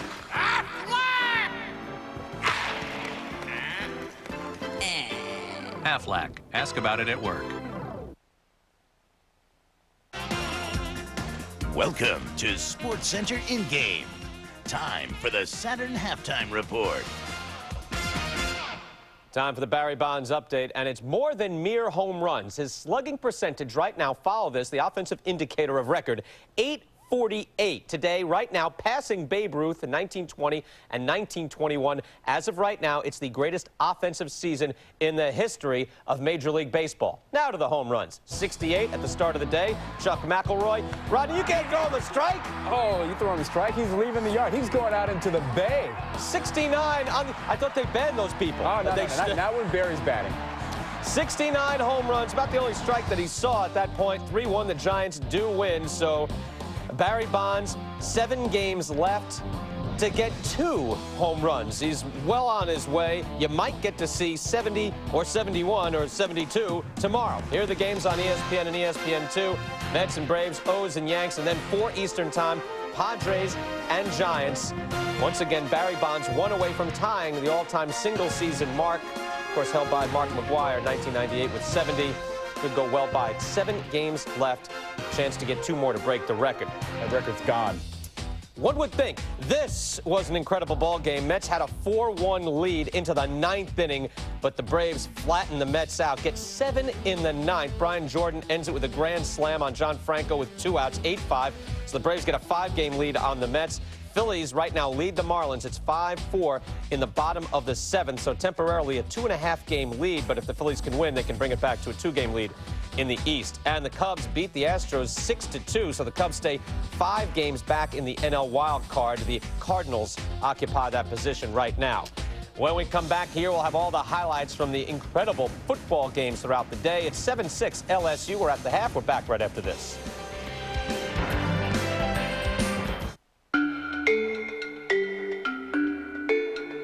If the way it's made doesn't convince you, or the durability, or the safety, or the comfort, or the performance, or the way you're treated, if all that doesn't make you want to buy a Saturn, no offer will. Of course, we could be wrong. Get 0% APR financing on all Saturn models. For restrictions, see your retailer.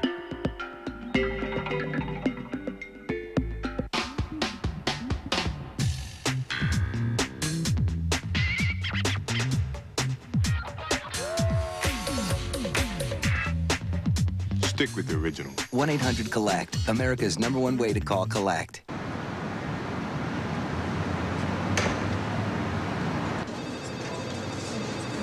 Tennessee coming in was thin at wide receiver, and now with Overstreet and Big John Henderson on the sideline with injuries, we don't know how much service they're going to have in the second half. How deep are the Volunteers? They're wounded. I think Overstreet's going to come back, though, but what bothers me is offensively for Tennessee, they just wide receivers aren't making plays.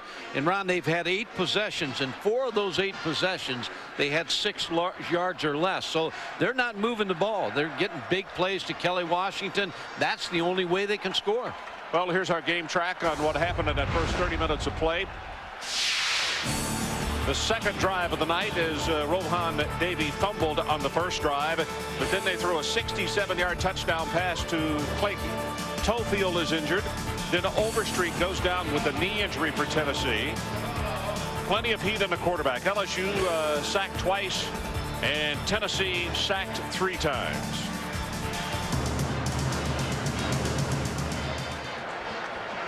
So Corbello has the ball teed at the 35-yard line.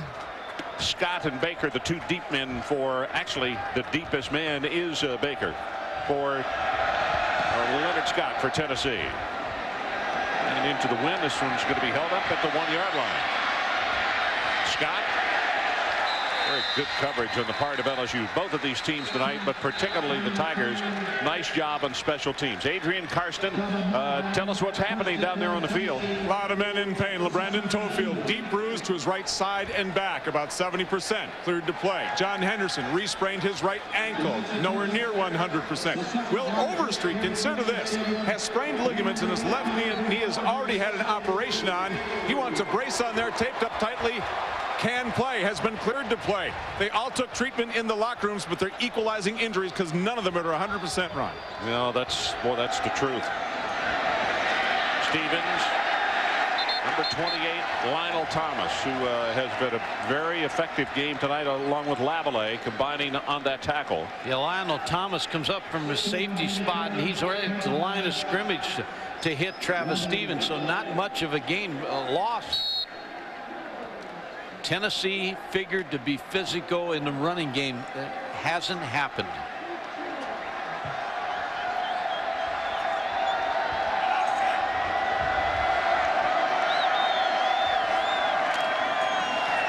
Clausen's pass caught at the 20-yard line, and that's going to be the end of the way. Leonard Scott, the junior out of Zachary, as a flag is down back behind the quarterback. Maybe roughing the passer.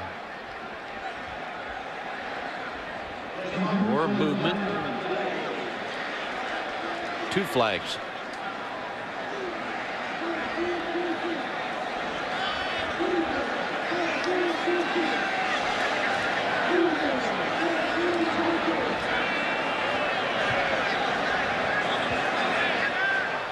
We have a face mask foul against the defense. That penalty is declined. We also have a personal foul, roughing the passer against the defense. That penalty will be enforced 15 yards from the end of the run. First down. So Tennessee gets some help as far as field position, and that major step off out to the 35. Stats in the first half, 175-172. But the thing is, LSU dominated the first quarter, and that to me is the difference in the ball game so far. 2 turnovers right here by Tennessee really hurt early.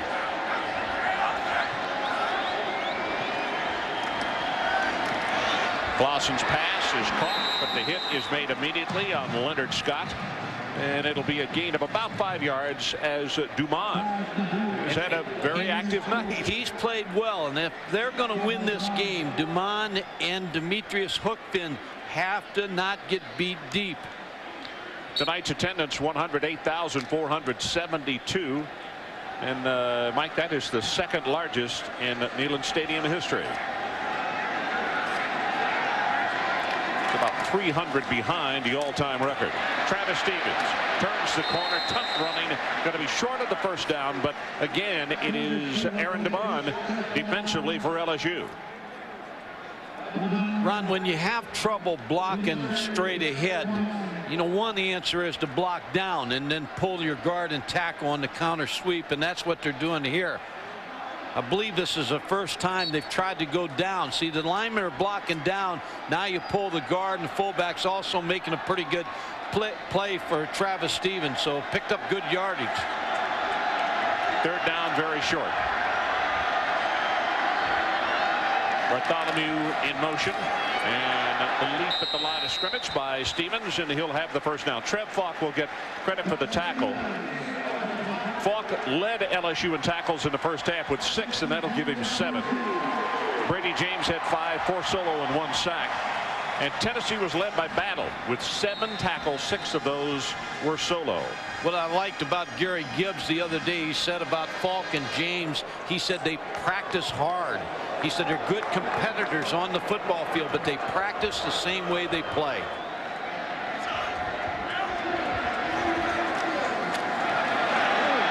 Fleming. And Troy will turn the corner and take it into LSU territory and down to the 43. Good for the first down, a gain of 11 yards. Clark defensively. Biggest adjustment so far is attacking outside now with a toss sweep to Travis Stevens. They pulled the guard, Fred Wary.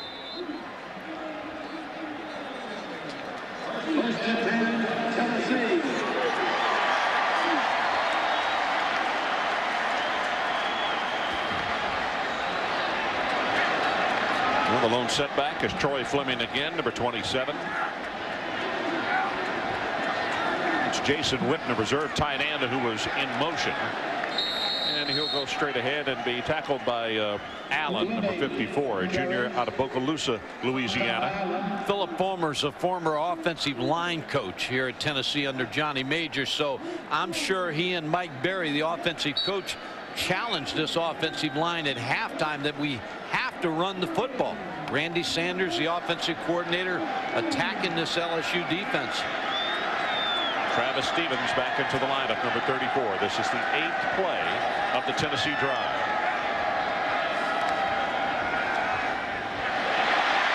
There's Washington. Kelly Washington makes the reception and picks up 15 yards. Like the story about Kelly Washington, wearing number 15. A.J. Suggs wore the jersey last year and transferred. A very good quarterback, had a good game against LSU, and the jersey went down to $15 from its original price, and when Kelly Washington started playing, it went back up to $38. He said he made certain that he asked the guy who was wearing that how much he paid for it, and it was full value. Travis Stevens, boy, he gets whacked hard. That's Muskegon Barnes, the senior out of Moss Point, Mississippi, number 91, along with Trev Falk. And there's nothing doing on that first down play. Boy, two active linebackers. Good against the run, good against the pass. Sophomores last year, we saw them against Georgia Tech, and they had a great game in the Peach Bowl and came from behind and won that big bowl game and took that into spring practice, and everybody is looking at them to win the West.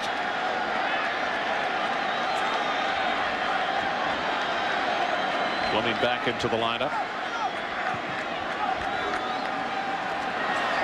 Clausen. Much better passing on rhythm for Clausen this half. No question. Washington again is the man. LSU's going to play a little tighter with the corners on Kelly Washington because everything's a quick hitch right now. And then he fades it to the outside. He runs a 5-yard hitch, fades to the outside. Dumond makes the tackle. 11th play of the drive coming up. Kelly Washington to the top of your screen. See the corners now moving up a little bit more. Now moving back.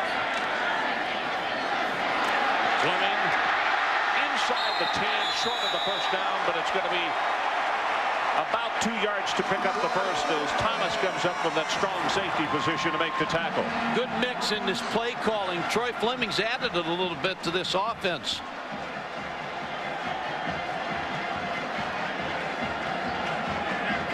Good drive by Tennessee. Now, if you're Tennessee, you want to finish it off. LSU wants to keep you out of this end zone, so look for some kind of blitz from LSU right here. Travis Stevens, number 34, comes back in at tailback. There's Graham in motion, and here's Travis. Oh, he gets greeted rudely by Ryan Clark at the line of scrimmage, and then helping out his teammate was Brady James. Talked about him earlier. Gary Gibbs said he's a great tackler. Talking about Ryan Clark. Had a great game against Tennessee last year.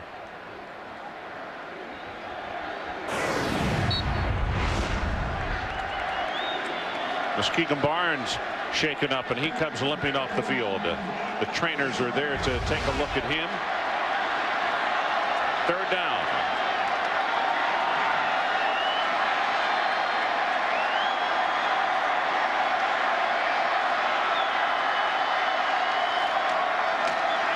Stevens over the top. Now he got greeted as he went in the air by Falk, but I believe he's going to have enough forward progress to pick up the first down. Trev Falk knows how to play that play. He goes airborne to meet Travis Stevens.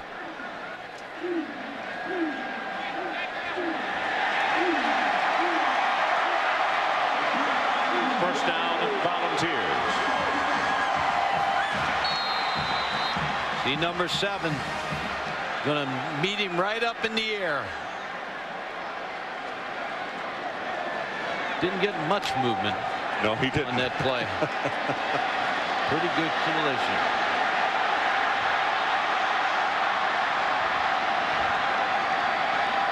Stevens tries to run it up inside, spins off one tackler. He'll take it down to the 5, and that's Dawson, who just replaced Muskegon Barnes, number 96, down at the bottom of that pile to make the tackle.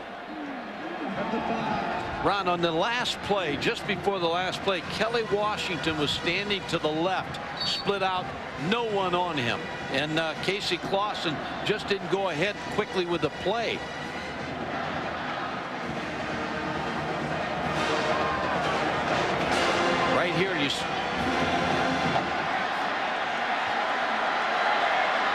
16th play of the drive for Tennessee. Second and goal, and this is Fleming. He'll take it to the 3. Trev Falk, and also Ryan Clark was holding on to his ankle. Number 2. Yeah, Ron, here's what I was talking about the previous play. The quarterback's under the center. Casey Clausen, look at this. Wide open up here. Nobody on him. And LSU got a guy out real late. The crowd was even trying to get Casey Clausen to take that snap.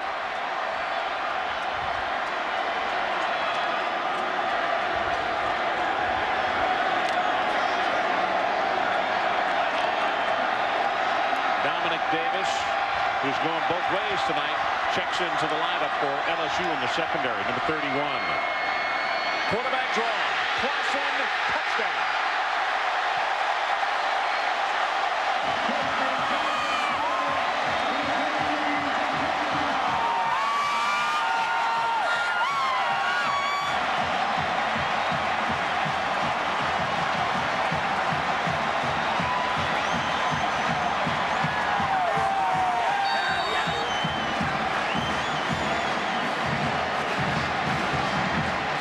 Look at those numbers.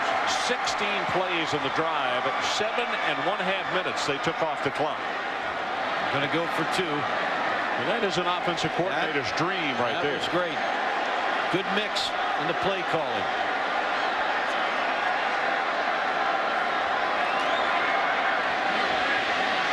Clausen has the pass knocked down. And who have we talked about so much tonight? Lionel Thomas. Jason Witten, the tight end, was the pass was it was intended for him, and he has it knocked down at the line of scrimmage. So we'll take a break. 7.5 minutes left, third quarter. A new score: Tennessee 12, LSU 7. It's been 1 week since you looked at me. Cause you heard me beside us, I'm angry. 5 days since you laughed at me, saying that's together, come back and see me. Yesterday, you've forgiven me, but it'll still be 2 days till I say I'm sorry. Like vanilla, it's the finest of the flavors. And to see the jokers and you know the girl goers and my doors is a banger. It's your life to sign a waiver. I have a tendency to wear my mind up my sleeve. I had this It's been 1 week since you looked at me. Dropped your eyes to the sides and said I'm sorry. Rolaids announces unbeatable taste. 5 great ways to spell fast relief. And now taste tests show even Tums can't beat Rolaids. In mint or fruit flavors, what a great tasting way to spell relief. Rolaids.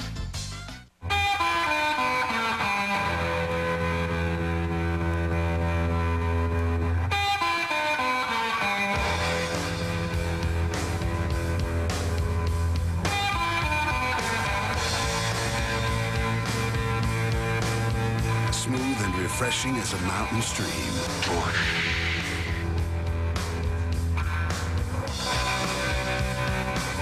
Head for the mountains of Busch Beer.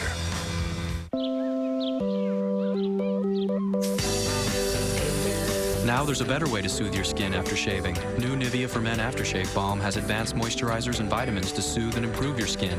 Nivea Aftershave Balm, or Evolve Skincare. It was our first house, and shortly before my parents' grand inspection, there was a tiny problem. I told my State Farm agent I had to get it fixed fast. When you choose State Farm's Premier Service Claims Program, there's no calling around for estimates. You just go straight to a participating contractor and they'll guarantee their work. So this is it? It's just that simple. Why they don't build them like this anymore? No, they don't. Premier Service, just one more way. Like a good neighbor, State Farm is there.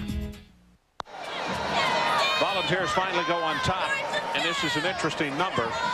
7 minutes and 30 seconds on the first drive of the second half, and in the first half, they only possessed the ball 13-29 totally. So I think Mike is right. I think the head coach and the offensive coordinator challenged some people at halftime.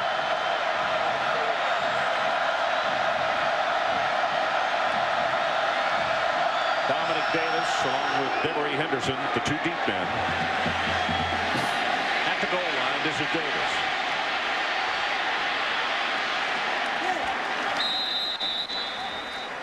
And Brian Kenny, I understand you got an update on the Pac-10. Yes, we do, Ron. USC and Stanford, and well, Stanford looking to go up here, make a 24-10 game, get up comfortably. But the field goal is blocked. Mike Vaselli blocked by Chris Cash. Chris Richard going all the way back for USC. Makes it a 21-16 game. You have about 2.5 minutes to go in that one, and now it's tight. Oregon has just come back, but Utah State got on the board first. Tight ball game there in the second quarter. All righty, we got a tight one here. Tennessee, it took them a while. 7.5 minutes of the third, but now they're on top. And here comes a running play by LSU, and Richmond is right there to make the hit on LeBrandon Tofield.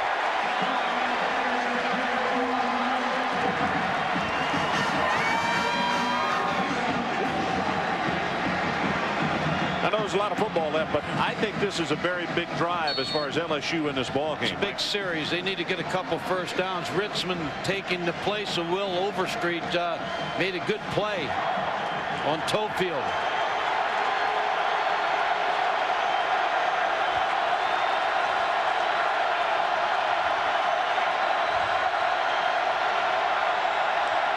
See the pressure off the corner.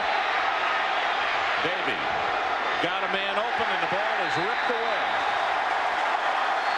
In and out of the hands of Michael Clayton, and it's Teddy Gaines who stripped him. Adrian Karsten, what's happening down there? Credit Rohan Davey, who was told by Nick Saban at halftime very sternly, don't you dare start taking chances and try to win this game on your own with the injured LeBrandon Tofield behind you. Remember, you've got 3 or 4 other backs back there looking for an opportunity who have already had big games. Don't forget Robert Royal. Just don't start taking chances, which he has been guilty of in the past, very honestly. No, you're right. Third down. They need to take it out to the 33-yard line to keep this one going. And I'll tell you, the 108,000 plus have become extremely noisy. It looked like Albert Hainsworth is going to quiet the crowd and also give 5 yards to the LSU Tigers. A dead ball foul, offside against the defense, 5-yard penalty from the previous spot, still third down. Rohan Davey took a beating against Tennessee last year and won the football game. He has taken some hits shown by that graphic. He has been hit on almost every play.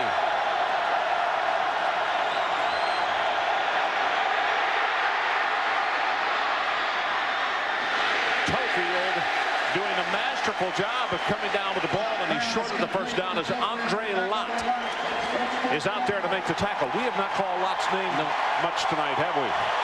And that was Albert Hainsworth, who was coming with all the pressure on the quarterback.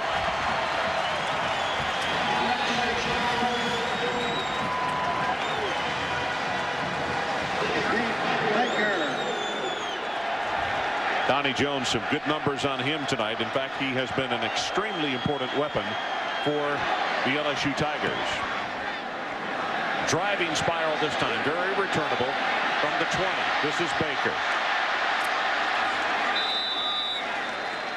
LSU's coverage on punts tonight has been absolutely exceptional.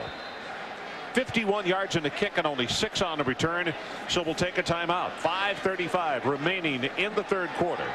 Tennessee now on top. My problem, 4 different platforms, 4 different divisions looking for savings and 40,000 users. And all eyes are on me, the new CIO. That's why I work with Dell. Their server, storage, and enterprise services give me everything our network needs. Scalability, quick deployment, and on-site support. Dell really delivers. The new CIO just made a positive impression. PowerEdge servers and PowerVault storage made easy with Dell. Visit Dell.com. Dell servers use Intel Pentium 3 Xeon processors.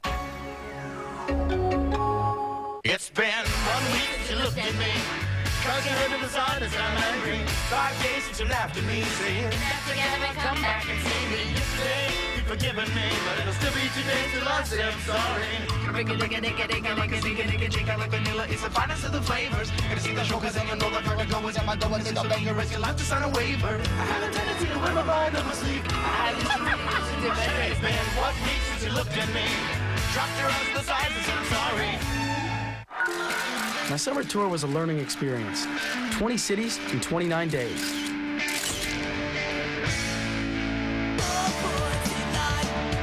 I got to do so many things I've never done before. I even learned how to wakeboard. I'm gonna get this. Well, that didn't go too well. And while I never really mastered wakeboarding, I learned that it's easy to make a collect call with 1-800-CALLATT to save big bucks while keeping in touch with friends. Just dial down the center! To us, it's college football. But to the people of Texas A&M, it's a way of life. Sidelines, Thursday at midnight Eastern, 9 Pacific on ESPN. ESPN's presentation of primetime college football is brought to you by Mitsubishi Lancer, where style and substance meet. Are you in? And by Rolaids.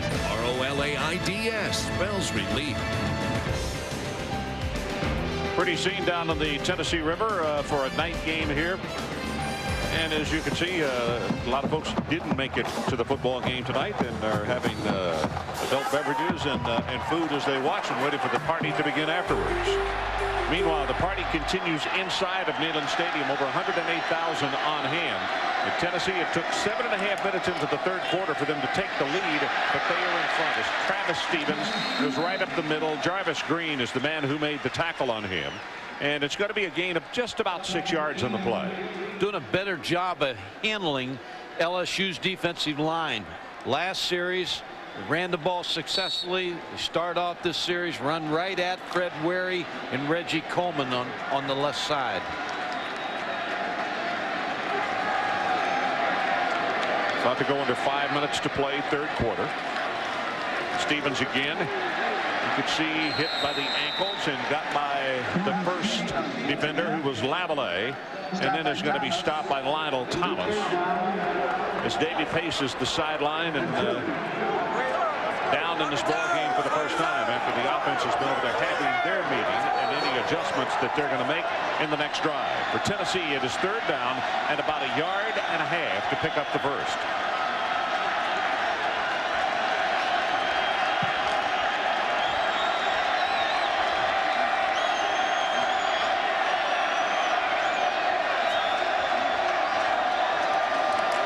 Tigers moving into the gaps on defense, but the running play, they will have the first down, and it's Jeremy Lawrence who finally makes the tackle, but Bartholomew with a good block in there to help pave the way. Adrian Karsten, let's go back to the sideline. You got an update for us. On Eric Parker, a receiver they were hoping could go more than the first quarter, but we really haven't seen him since. He stands around, puts the cape on, takes it off. He's trying to keep that right shoulder that he strained earlier this week warm. Now bending over, trying to convince the coaches he can get in there and get some time. The problem is that they're starting to key on Washington because Parker has not been playing. When you play as well as Kelly has played tonight, you're going to pick up a lot of attention. This pass, flag is down, is overthrown. Washington is the man they wanted.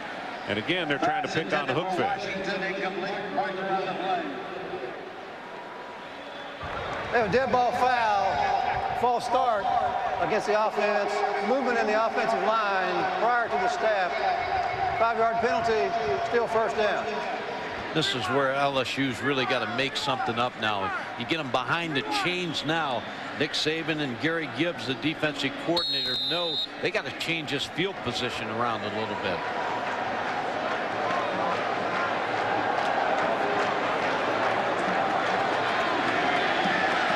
Bobby Graham checks into the lineup at wide receiver, number 11 for the Volunteers.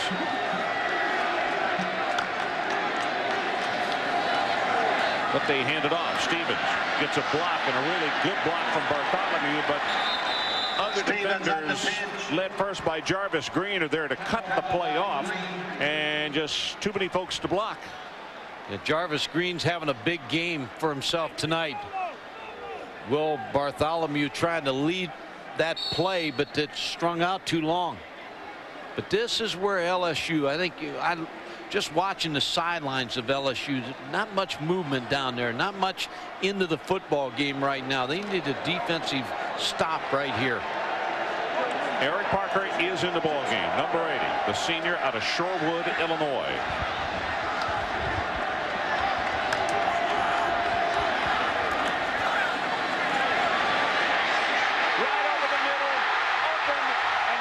Will walk it in for the touchdown, 70 yards.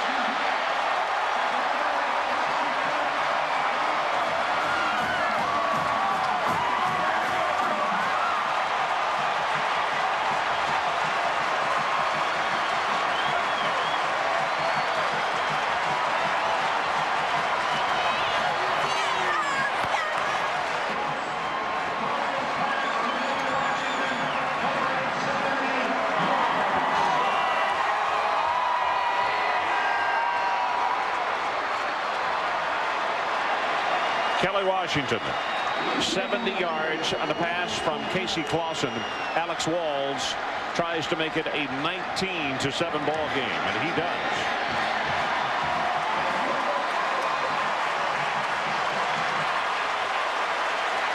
On this play, it's an all-go where you have all 4 receivers take off down the field. Kelly Washington catching the ball right in front of Ryan Clark, the safety. Demetrius hooked in the corner. Tennessee 19-7. Playing this month on Dish on Demand pay-per-view.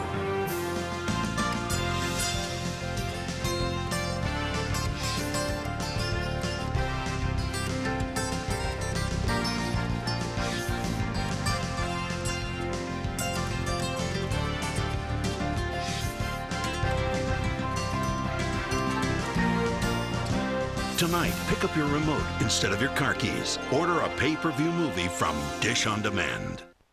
Hey, sweetie, did we pay this Dish Network bill? Yes, I made a quick call and switched us to credit card auto pay.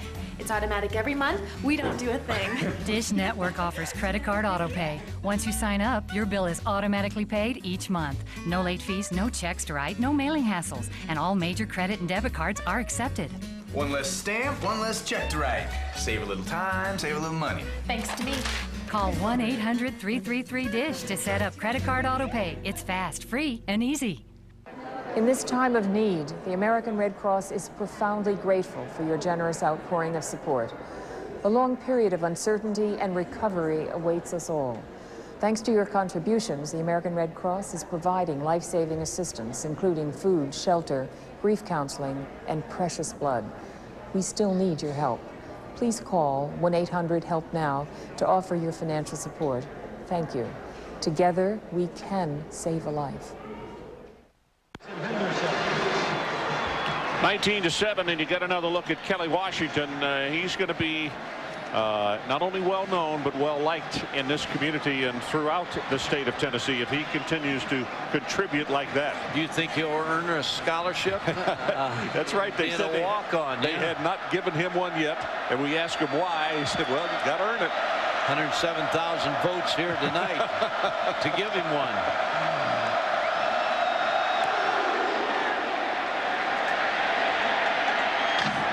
Davis at the goal line.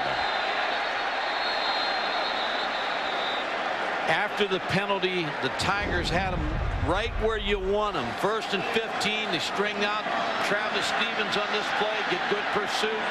Then all of a sudden they get Kelly Washington down the seam in between the corner, Hook Finn, and the safety Ryan Clark for the touchdown. Well, as you look at this graphic, LSU the first half of their first 2 drives. Now Tennessee the second half in their first 2 drives.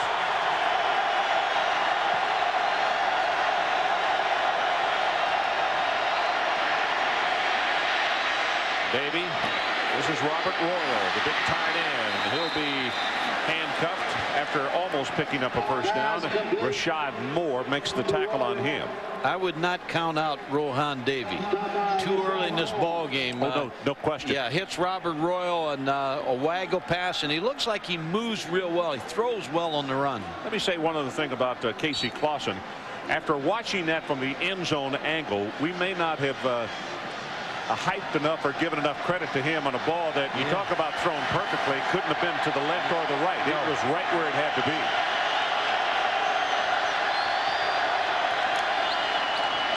Tofield. And that's enough for the first down. Dominique Stevenson, the middle linebacker, makes the tackle. Later tonight on ESPN2 from the Mountain West, Air Force takes on San Diego State. That's 11 o'clock Eastern on ESPN. For more, log on to ESPN.com, your home for college football on the internet. Ron Franklin, Mike Gottfried, and Adrian Karsten coming to you from Neyland Stadium. Full moon tonight. It actually seemed to haunt Tennessee in the first half, but here in the second half, 167 yards on their 2 initial drives of the second half.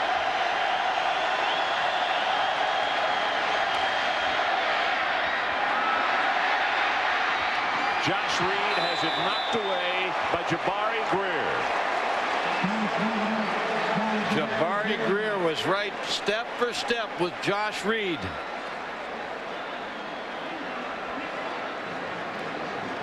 Now, one of the things that we talked with Rohan Davey about in our conference call with him earlier this week, I asked him in watching video of their first two games, it looked to me like he was putting more air under the ball, and he said, yes, I am. In fact, Jimbo Fisher worked with him, and he made him throw into a bucket from a distance because that intermediate pass, he said, I can put heat on it, but he wants me to learn how to put it with touch.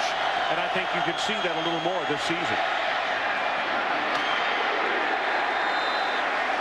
DiMaggio, who is rarely thrown to, one of the tight ends, a senior out of Crowley, Louisiana, makes the reception. And I know when you see his back, you're going to say, how is that DiMaggio? Because that's how his family pronounces it. D-O-M-I-N-G-E-A-U-X. And they use him as a blocking tight end, and sometimes they line him up at fullback. But he looked like a pretty good receiver on that play. Massive kid, 6'6", 260. It's Darrell Myers in motion. Zings this one complete, and the ball comes loose, but they say incomplete. The official is right there, and he said no possession after the pass. Yeah, it's one of the young receivers, Jack Hunt, is sophomore, but a good job by Tennessee ripping the ball out.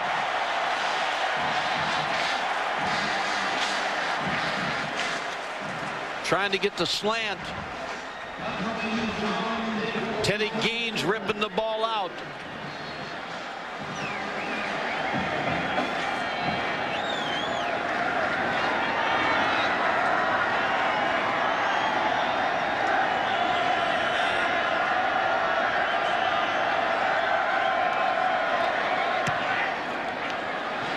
Jones, this spiral is not going to turn over. Bounces away from the receiver Baker, then he picks it up and is going to have about 5 yards on the return. Formula One racing tomorrow afternoon on ABC Sports. It's the SAP US Grand Prix from Indianapolis Motor Speedway. Michael Schumacher, the winningest driver in F1 history, looks to defend his title at the Brickyard, 1:30 Eastern tomorrow on ABC. This third quarter has been owned by Tennessee. It really has.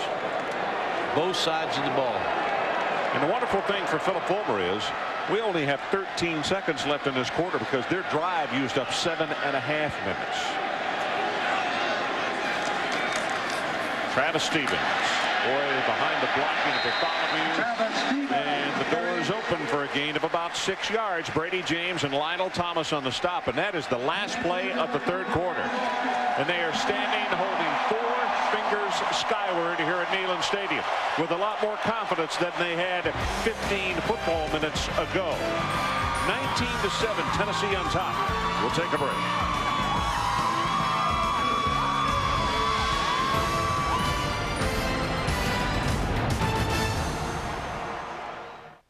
ESPN College Game Day, presented by Discover Card. Now 90 minutes. We have got to cut costs, people. Ideas? We could open an account on FedEx.com, save 10% on online express shipping. Okay, how about this? We open an account on FedEx.com, we save 10% on online express shipping. That is wonderful. You just said the same thing I said, only you did this. No, I did this. Makes all the difference. Bingo. That's good. Right on the nose. That's really good. Great idea.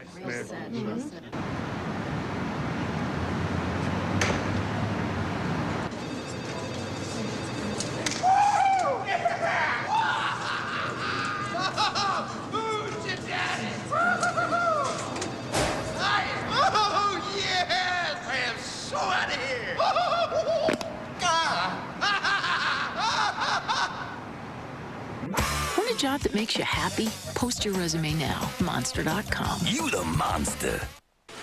How many 1-liter bottles would you have to buy to equal the amount of water you get from one pure faucet mount? About 378. Pure faucet mount filters. Pure water made easy. There's some profoundly evil people walking the streets right now. I'm police. King Kong ain't got nothing on me. Boom. Training Day, rated R, starts Friday. People do some strange things to cars. But Carfax can give you the real history of any used car, and that could save you thousands. Go to Carfax.com or your dealer for a Carfax report. Don't buy a used car without Carfax. You used all your quarters up in a payphone, didn't you? Next time, dial down the center with 1-800-CALLATT. It's free for you and cheap for them. By the way, this one's hot. Save big bucks on every call. Just dial 1-800-CALL-ATT for collect calls. He was the only player who could shoot right-handed and left-handed, and he'd switch hands depending on the defense. The fact is, the other team never knew which side he was going to shoot from. Maybe that's how Gordie Howe managed to score an incredible 1,071 goals. Hey, nothing beats an original. Original Coors, brewed with Rocky Mountain water. Original Coors, right-handed or left?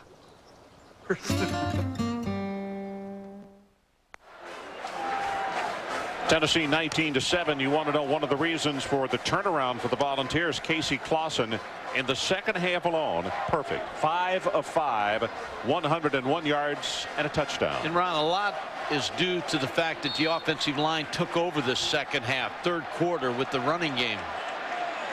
And that guy, number 15, Washington. 70-yard touchdown pass for him. Travis Stevens.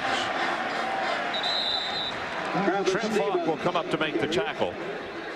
You know, on that play, just like on every running play here that Tennessee runs, Will Bartholomew does not get a lot of credit, but you follow him and you're going to follow the football. And I'll tell you, this is his job, and he does it well. He loves it.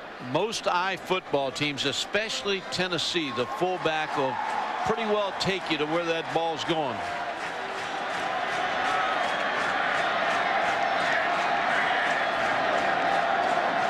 Third down and 3.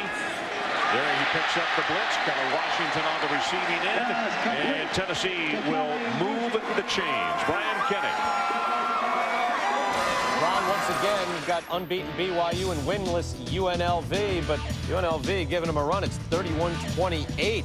Rebs up on top, but Brandon Domain looking back, now takes off as a blocker. He's going in 21 yards, touchdown BYU. They now have the lead 35-21, and Auburn went with a fake field goal, or Vandy could get it, and they were stopped and they lost. Very, very close. Clausen feels the backside pressure and now just throws this one away very wisely. In our game track, here are the numbers that tell much of the story as to what has happened. Tennessee 16-play drive, 7.5 minutes. That's how they opened the third quarter.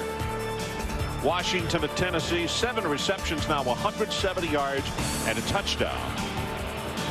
And in the second half, LSU 19 yards, Tennessee 152.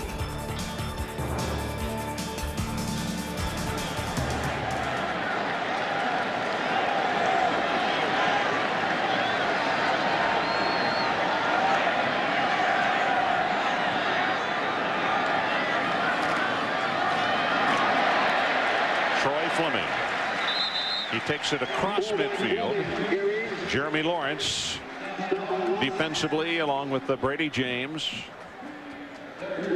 Shows you the strength of Travis Stevens. We talked about the Arkansas game, how many carries he had.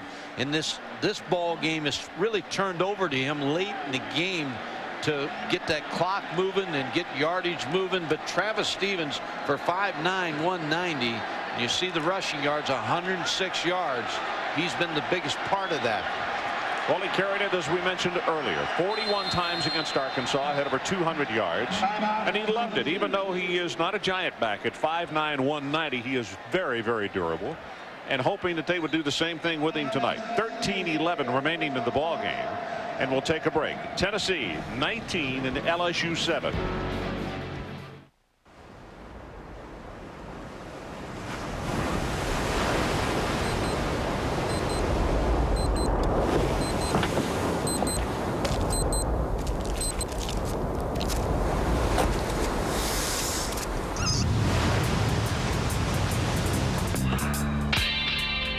million uses and counting.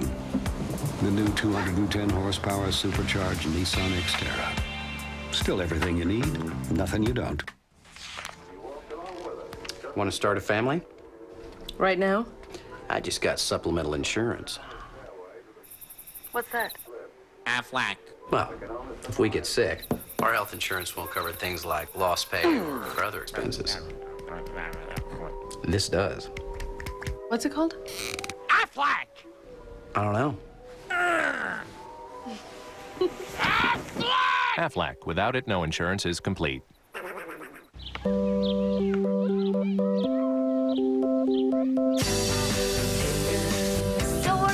For men, every morning it's the same routine. The desperate search for a way to relieve the pain after shaving. Bye, babe. Finally, there's a better way to soothe your skin. New Nivea for Men Aftershave Balm is an advanced blend of moisturizers and vitamins that soothe and actually improve your skin. Nivea Aftershave Balm. More evolved skincare. ESPN's presentation of primetime college football is brought to you by Nissan, who reassures you that the cure is coming, and by Aflac. Without it, no insurance is complete. Here's some numbers also that are very telling as far as Tennessee rushing tonight. Travis Stevens, 24 carries, 81 yards. And for Troy Flunney, 5 carries for him for a total of 28.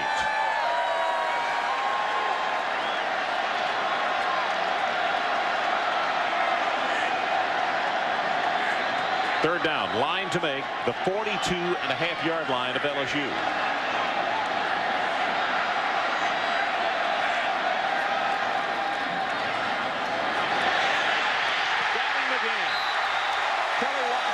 Just making a real habit of this.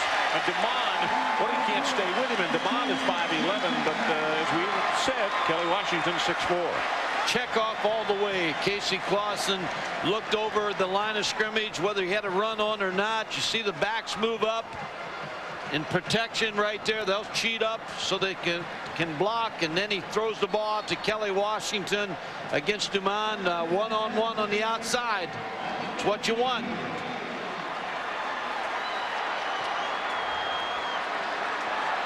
Fleming checks back in at tailback, number 27.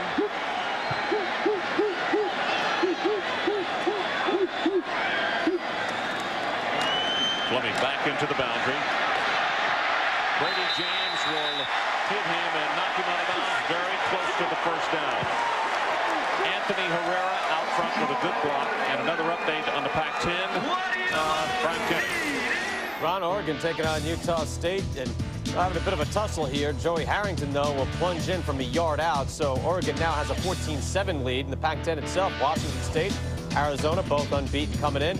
Jason Johnson back to pass, picked off. Lamont Thompson has this, and bringing it back for Washington State. They're up on the board now, 7-0, still in the first quarter, Ron. All righty. LSU with an injured player, and don't really. Tofield? No, can't be. Lionel Thomas.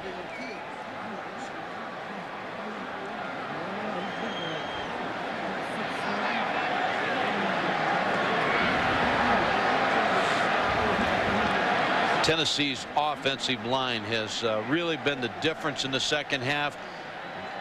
By running the football, they've given Casey Clausen a chance to throw some passes. And, of course, if you're going to stop Tennessee, you better stop number 15, Kelly Washington.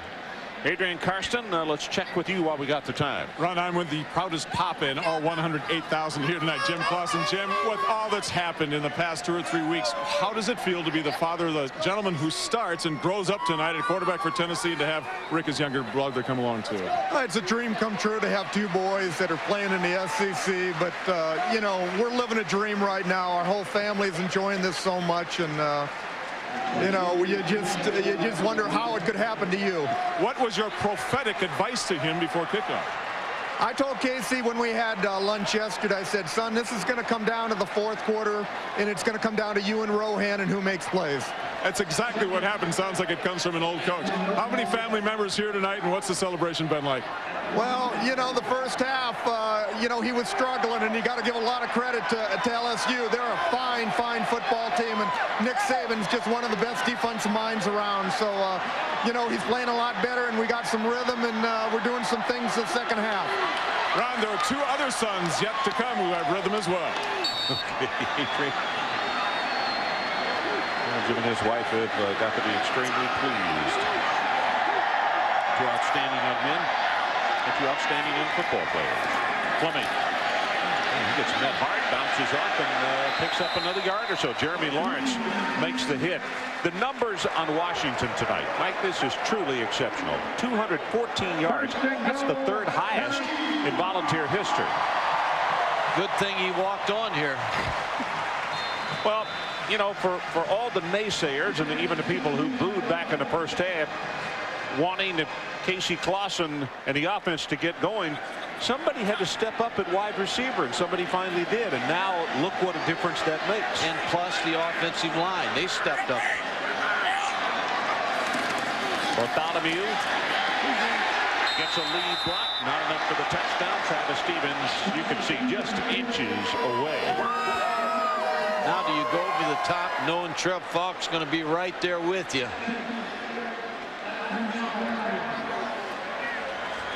I think I might run the same play. A lot of people like the quarterback sneak down here. Travis Stevens gone over the top successfully twice, but he's been met by Trev Falk, number 7, both times. 10th play of the drive. They have a 16-play drive to open the second half. Travis Stevens.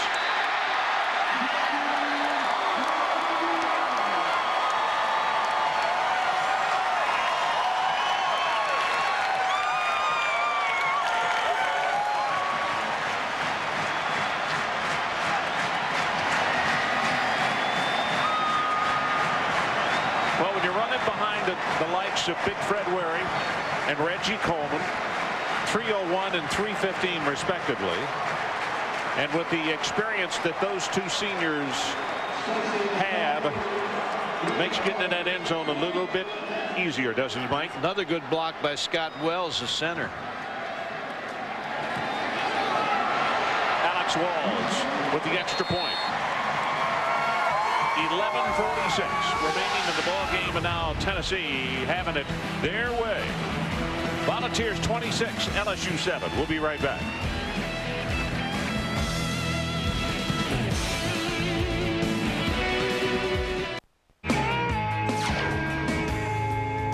Hi, I'm Lori Farkas for Dish Network FYI. Did you know that one of the neatest parts of your Dish Network system is right in your hand? It's your remote. Check this out. Did you know you can watch one show and browse through your program guide at the same time? Just hit the Browse button and browse. Simply click up or down and check what else is on. If you find something better, just switch to that show. It's a remote control that keeps you in control. There are 2 easy ways to order pay-per-view from Dish On Demand. With your remote, or for $1 more, use our touch-tone ordering system. Tune into channels 455 through 525, then call 1-877-778-MOVI for movies, 363-EVNT for sports and events, or 778-ADLT for adult. Tonight, enjoy the best in pay-per-view programming from Dish On Demand. To us, it's college football, but to the people of Texas A&M, it's a way of life. Sidelines, Thursday at midnight Eastern, 9 Pacific on ESPN.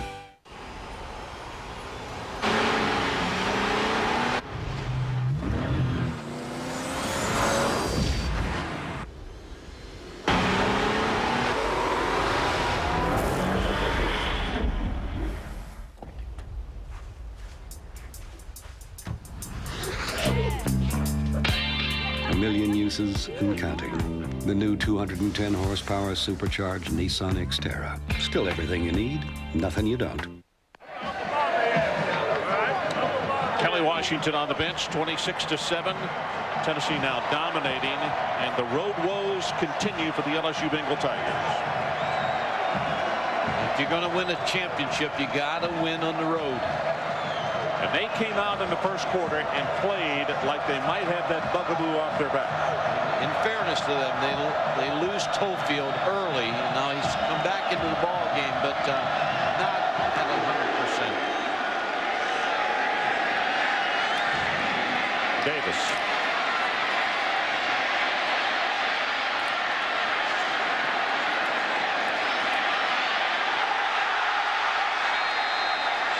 Well, you can see what happened. Very fortunate that one of his teammates is right there to make the recovery after Davis fumbled it. Brian Kenny, what do you got for us now?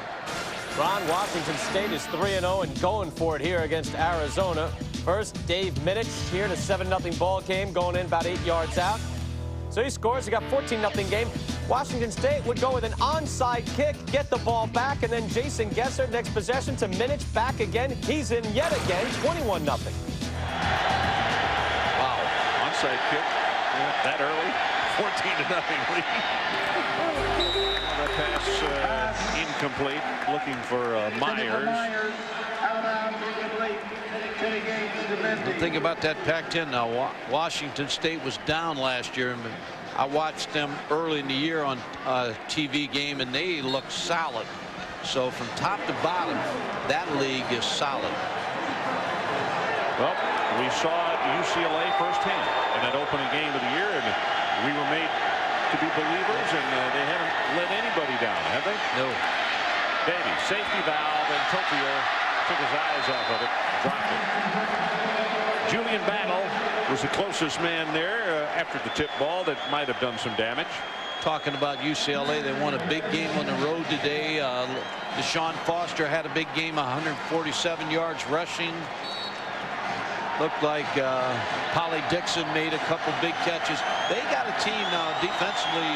They're getting better, and they may be a top 5 team right now. Third down and 10. The Tigers need to take it to the 35-yard line to keep this one going.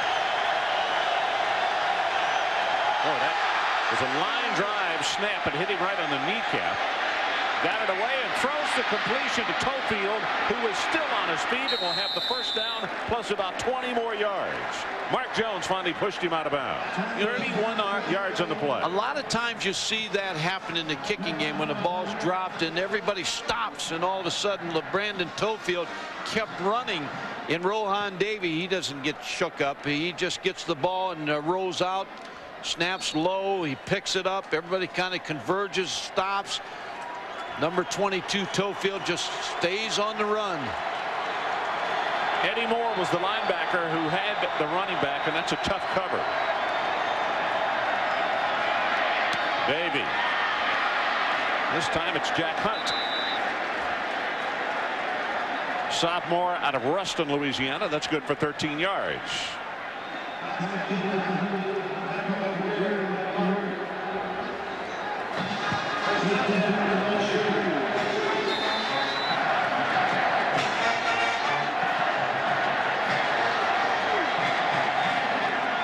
Six to 7 Tennessee, but the Tigers trying to mount a rally here. Josh Reed, and he's been quiet since way back in the first quarter. I think they really caught Tennessee off balance with the no huddle right now. You know, I watched Tennessee. They're getting their call in from the sideline. Everybody looking to the sideline. Penalty flag down.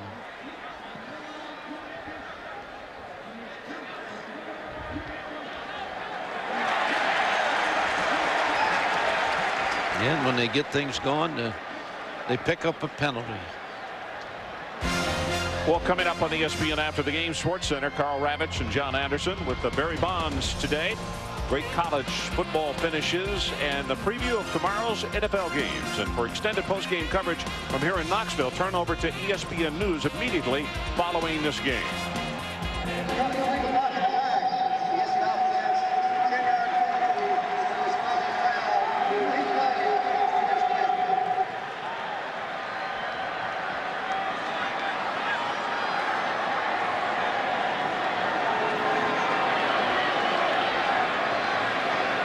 10:37 remaining, 26-7. All LSU in the first quarter. And then slowly but surely the Volunteers started to wrestle away momentum. A couple of key injuries, particularly to Tofield. 2 field goals, 7-6 at halftime, and the second half has just been dominated by the men in orange.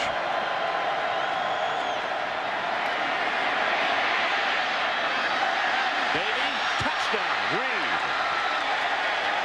Flag is down. It's going to be pass interference on Tennessee, but Rohan Davey with a nice throw. And LSU may have found something here with the no-huddle offense.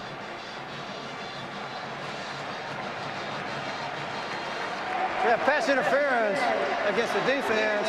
The penalty is declined. Touchdown. Steve Marsh, number 9's in coverage.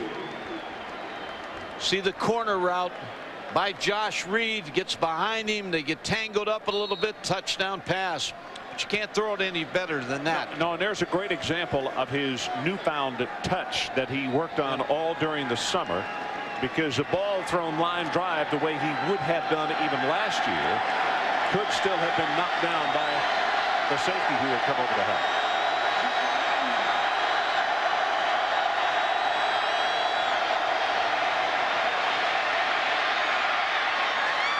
He's got it. That is Reed again. The junior makes the 2-point reception, and it's a 26-15 ball game. That's why he's a warrior. Beer owes its life to the brewmaster. He's the creator and final judge. Every day, the fate of 1,000 barrels of beer rests in the brewmaster's hands. By taste alone, he knows if it's Miller beer or an imposter in Miller's clothes. The beer that ends up in a can or a bottle is happy to be alive. And the brewmaster said, this beer is good. This beer is ready for Miller time.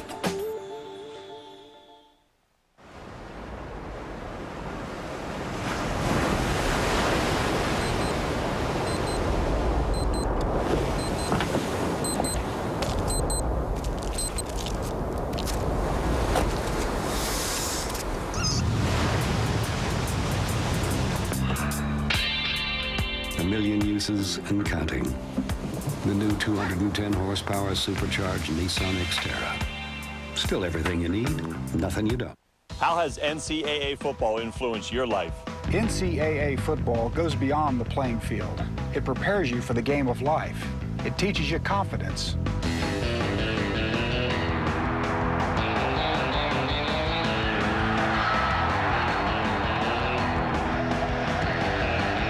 For me, NCAA football helped me to develop my skills, to ready myself for any situation.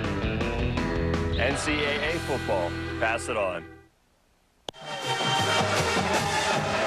So the Tigers prove that there's still some life in them. 26-15 to get the 2-point conversion as well. Leonard Scott is the deep man. Corbetta with the kick. 2 yards deep, and he's going to return it. Whoa. Brian Kenny, we'll check with you again. Ron, Fresno State, one of the big stories of this college football season, taking on the independent Louisiana Tech. But here comes La Tech. Luke McCown to Delwyn Degray, and he's going in for the touchdown. 7-0. Louisiana Tech has the lead. Oregon at the half, leading Utah State at 17-7. Ron. Okay, so La Tech wakes up the boys from Fresno, or we'll see if it wakes them up or not. Now the Tiger defense got to do what they do best. It's got to be a 3-and-out for them.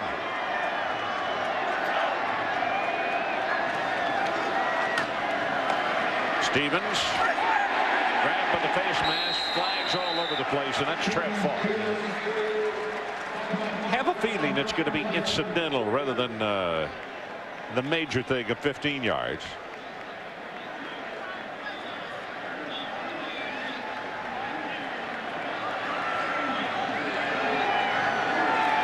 We have personal foul.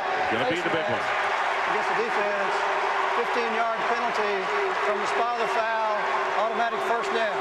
Well, Nick Saban agrees with you, Yeah, but then you see this. Yeah, he tackled him with it. That's the exact call that should have been made.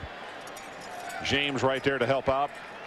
I mean, they got great coverage on the kickoff return, and as you said, had Tennessee in a position to play a little conservative, maybe get the ball in really good field position. Well, this is Travis Stevens' time right here. Now, you talk about he wore Arkansas down. Now we'll see if he can wear LSU down.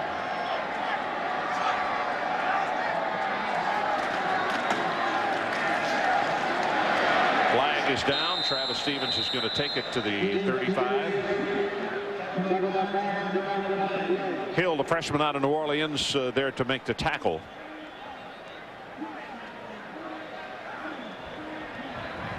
We have offside against the defense.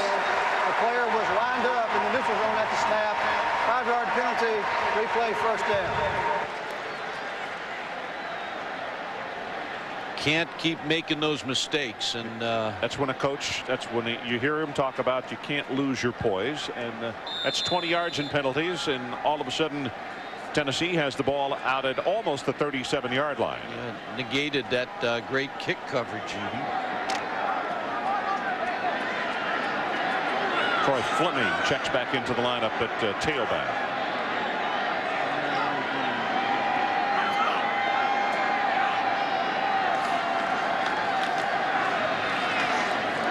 Fleming will have about 4 yards. Howard Green, senior out of Donaldsonville, Louisiana, makes the tackle for the Tigers. John Henderson, been a night of frustration for him. A high ankle sprain and re-injured it. Will Overstreet, don't know the extent of his injury. Injured his knee, had to go to the sideline. And they played a great deal of this game without them. I know it. Shows you a little bit about the depth of the defensive line of Tennessee. Now Clausen's going to call a timeout, and he'll stop the clock with 8:28 left in the ball game. We'll take the timeout with him. 26-15 balls. It's here, kids.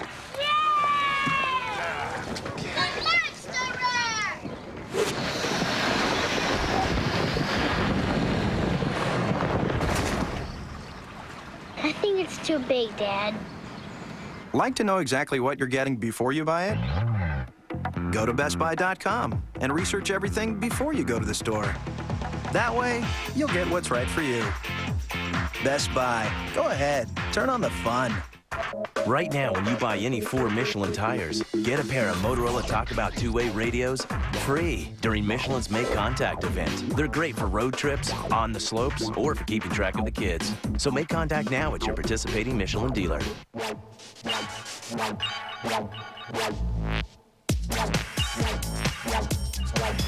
Once again, Michelin has earned the J.D. Power and Associates Awards for customer satisfaction in tires. Now that's cause for celebration. Here's your large pizza and free cheesy bread. Free? I didn't get you anything. Oh, that's okay. No, it's not okay. Oh, well, Free cheesy bread. That's great. Here you go. I know it's not much, but it's dishwasher safe. Get a free order of Domino's delicious mozzarella and cheddar covered cheesy bread when you call now and buy any large one-topping pizza for $9.99. Make it a meal with wings and a 2-liter Coke. Get the door. It's Domino's. Great night shot across the Tennessee River, looking into Neyland Stadium.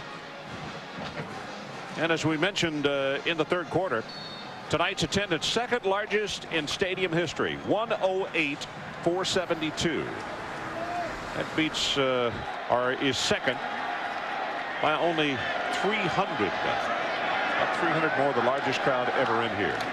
A little counter tray. Wow, Stevens gets just knocked down hard by Barnes. Skiggan Barnes with a big play. Still time for LSU.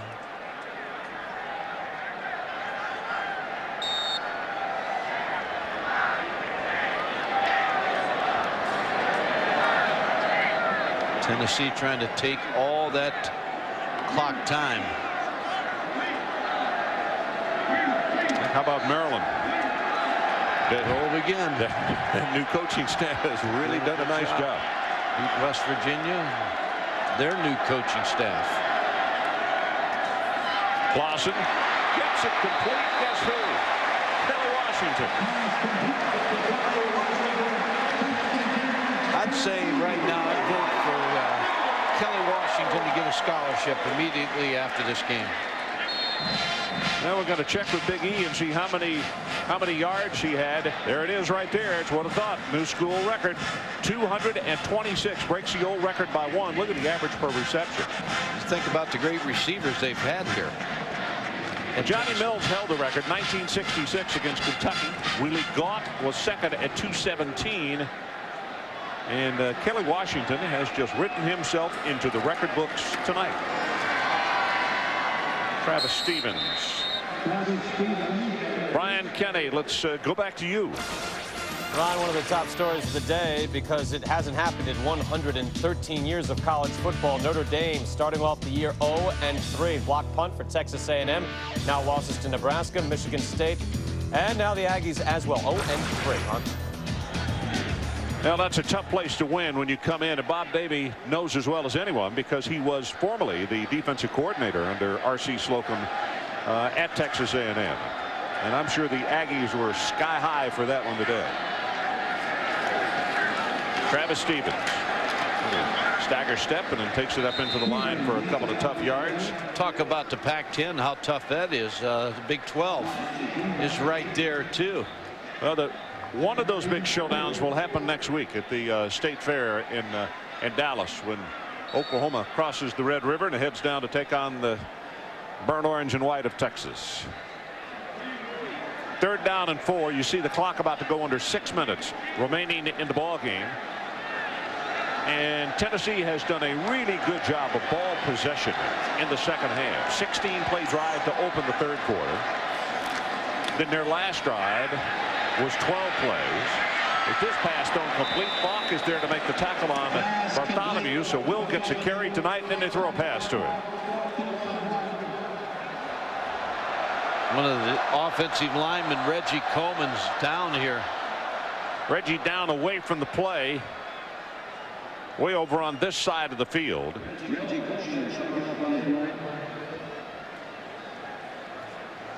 Tennessee has sustained some injuries in this game.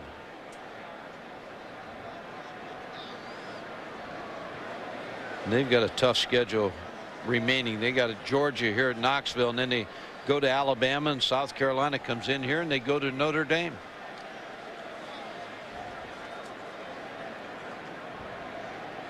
Well, the baseball tripleheader coming up tomorrow. Mets and the Braves at 1 Eastern on ESPN. Over on ESPN2, Cal Ripken, final game in New York City. The Orioles will be battling the Yankees, and then at 4 o'clock, Padres and the Giants.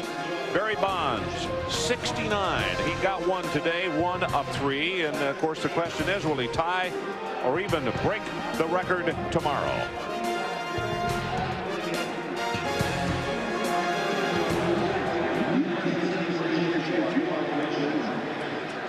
Now there's Will Overstreet talking over exactly what happened as far as how he got hit and caused his knee injury. They have injuries to key guys. Add Parker to that, the wide receiver, John Henderson. Now Reggie Coleman.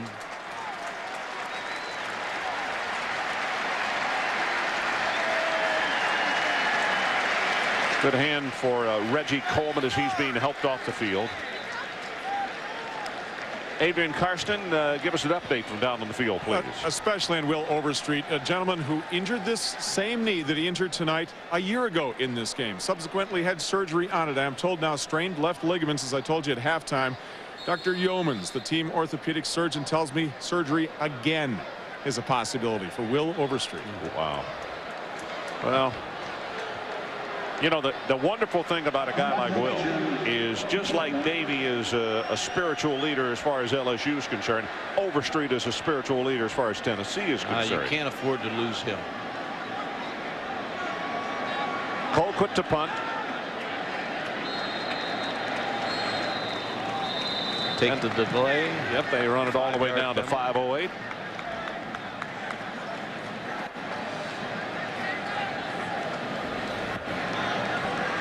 Will Overstreet's a guy, Ron, he's going to give you everything he's got on every play. He started this night. He was chasing Rohan Davey from the start of this ball game. Gets blocked down here. This is where I believe he got hurt. Cheering on his team. He's not going to sit over on that bench and not be involved. And that's why he's an All-American, because he's in the ball game all the time. Out of Jackson, Mississippi, played his high school football at Jackson Prep. 4th down and 1, and Colquitt stands back to get this kick away at around the 45-yard line.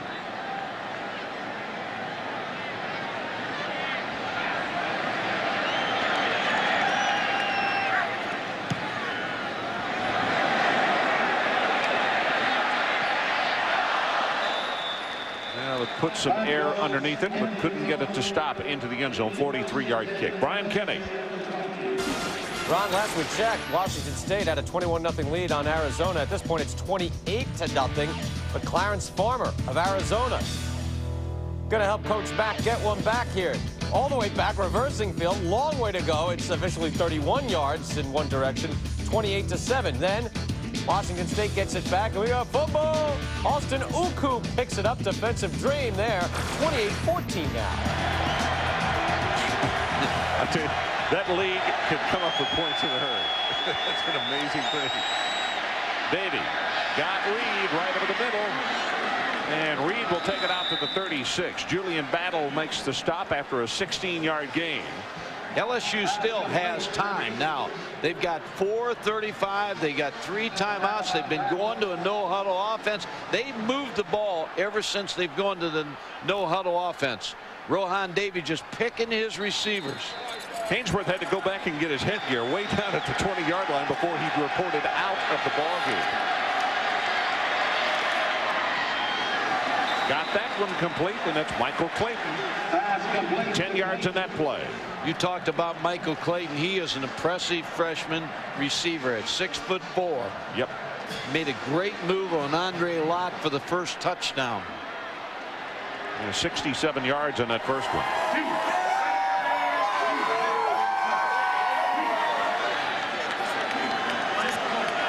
This crowd getting a little anxious here because Tennessee cannot stop LSU. Dante Stallworth, who was starting wide receiver, sitting next to Kelly Washington. He's hurt. That wrist is going to keep him out, what, 4 more weeks? 1st and 10, LSU. The 25. A lot of good things to build on for LSU.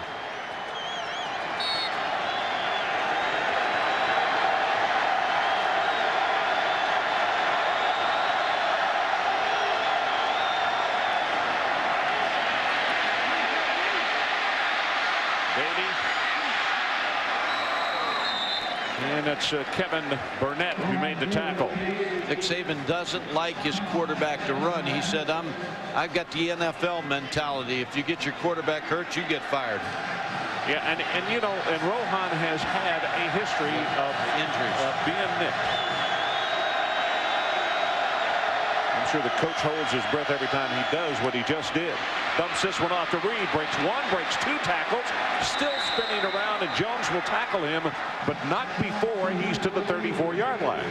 Now, they would have started this no-huddle in the start of the 3rd quarter. Hard telling what would have happened in this football game. Well, to back up what you're saying, Davey in the no-huddle, 7 of 7, 127 yards and a touchdown.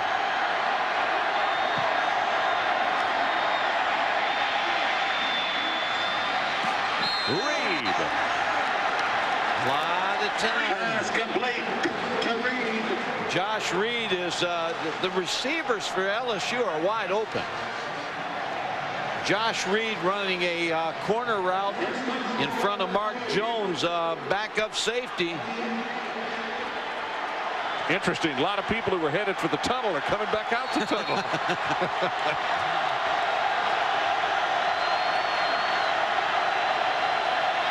Mike's right. Crowd a little anxious here in Knoxville right now. 26-15, but the Tigers are driving. Will they roar again?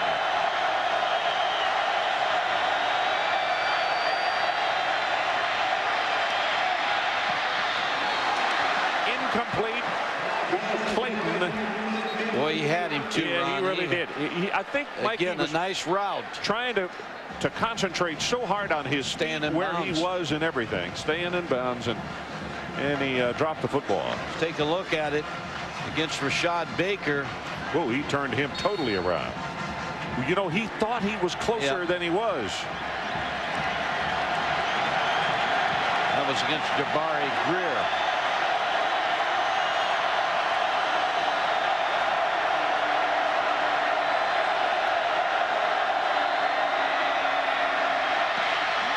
Batted down at the line of scrimmage.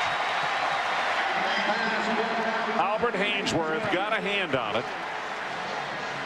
Trying to go to Robert Royal, the tight end. I wondered why they didn't go to him on first down. They tried to go on against him right there, but Albert Hainsworth had that big paw in the sky.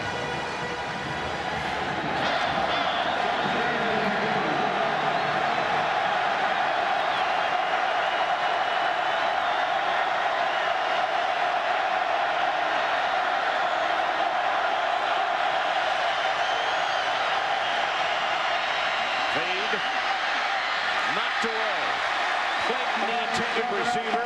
Jabari Greer was up to the task.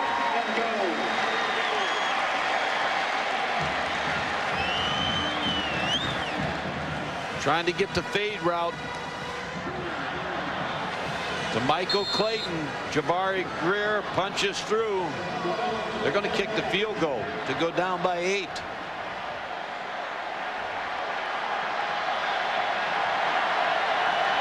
Corbello, 25-yard attempt. And he got it. The clock will stop. Actually, the clock's still running. A couple more seconds off there.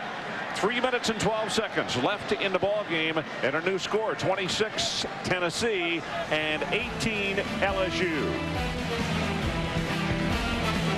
There's some profoundly evil people walking the streets right now. I don't handicap myself with rules. You ain't no police. Snap that book. It can't be like this. I'm the police. King Kong ain't got nothing on me. You never know. That's the point.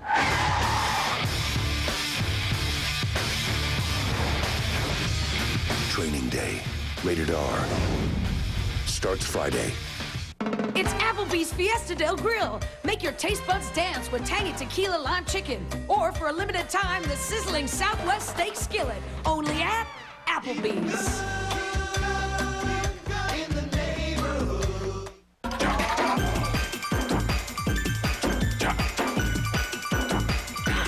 One tool rack, 36 tools.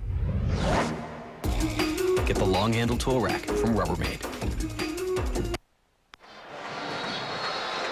26-18, Tennessee on top, but now touchdown and a 2-point conversion. They may kick this ball deep because they got 3 timeouts left. John Corbello. See if they onside kick it. Yep. Going to kick it very high, and in that gap, in that hole between the deep man and one of the blocking backs, and it's going to serve its purpose right there. As soon as he caught it, he was greeted and tackled it to 23. Jason Witten. Almost surprised that Witten didn't call for a fair catch on that. Now with 3 timeouts, a lot of time, 3:02 for LSU to work. Travis Stevens becomes the man of the hour for Tennessee's offense. But ever since LSU went to the no-huddle offense, they have had their way with Tennessee's defense.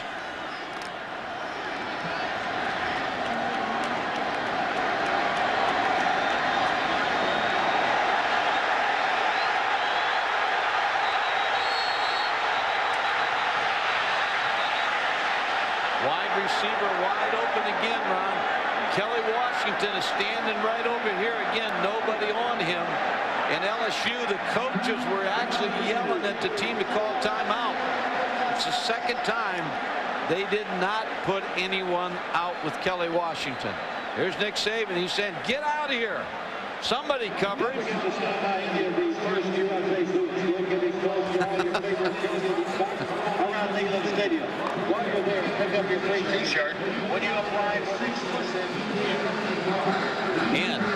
burn one timeout. Yep. Well, if they hadn't, it'd have been something burned a little worse, I can tell you right now. You know it, Michael? Oh, without a doubt. Here's Kelly Washington. Let's see if we can see if we showed you one time that he was outside in Casey Clausen. I'm sure Tennessee will say, hey, look at him out here. Nick Saban's over here rolling his arms, trying to get somebody to come out here. He could have had a quick 6 there.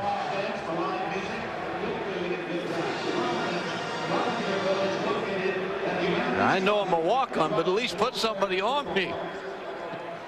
Hey, he would have shattered the record for all time if it had gotten that ball to it. Coming up next at ESPN Sports Center, Carl Ravitch and John Anderson standing by.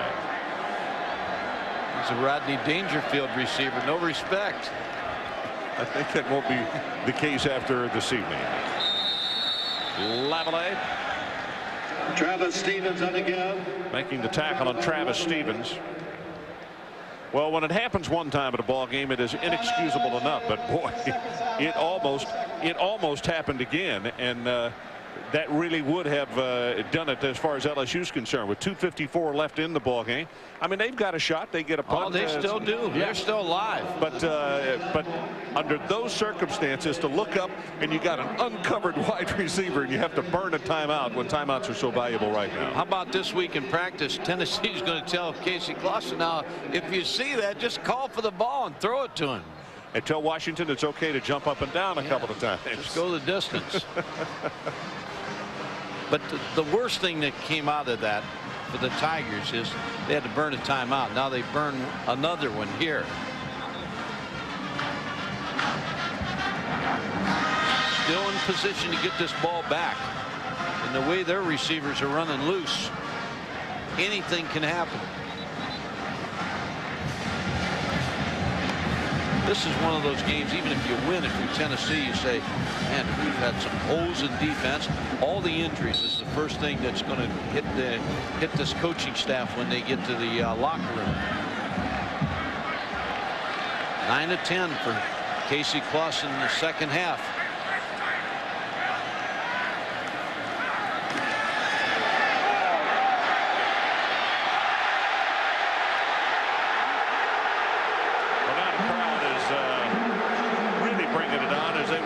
Interference against Dumont on Kelly Washington. And that stops the clock.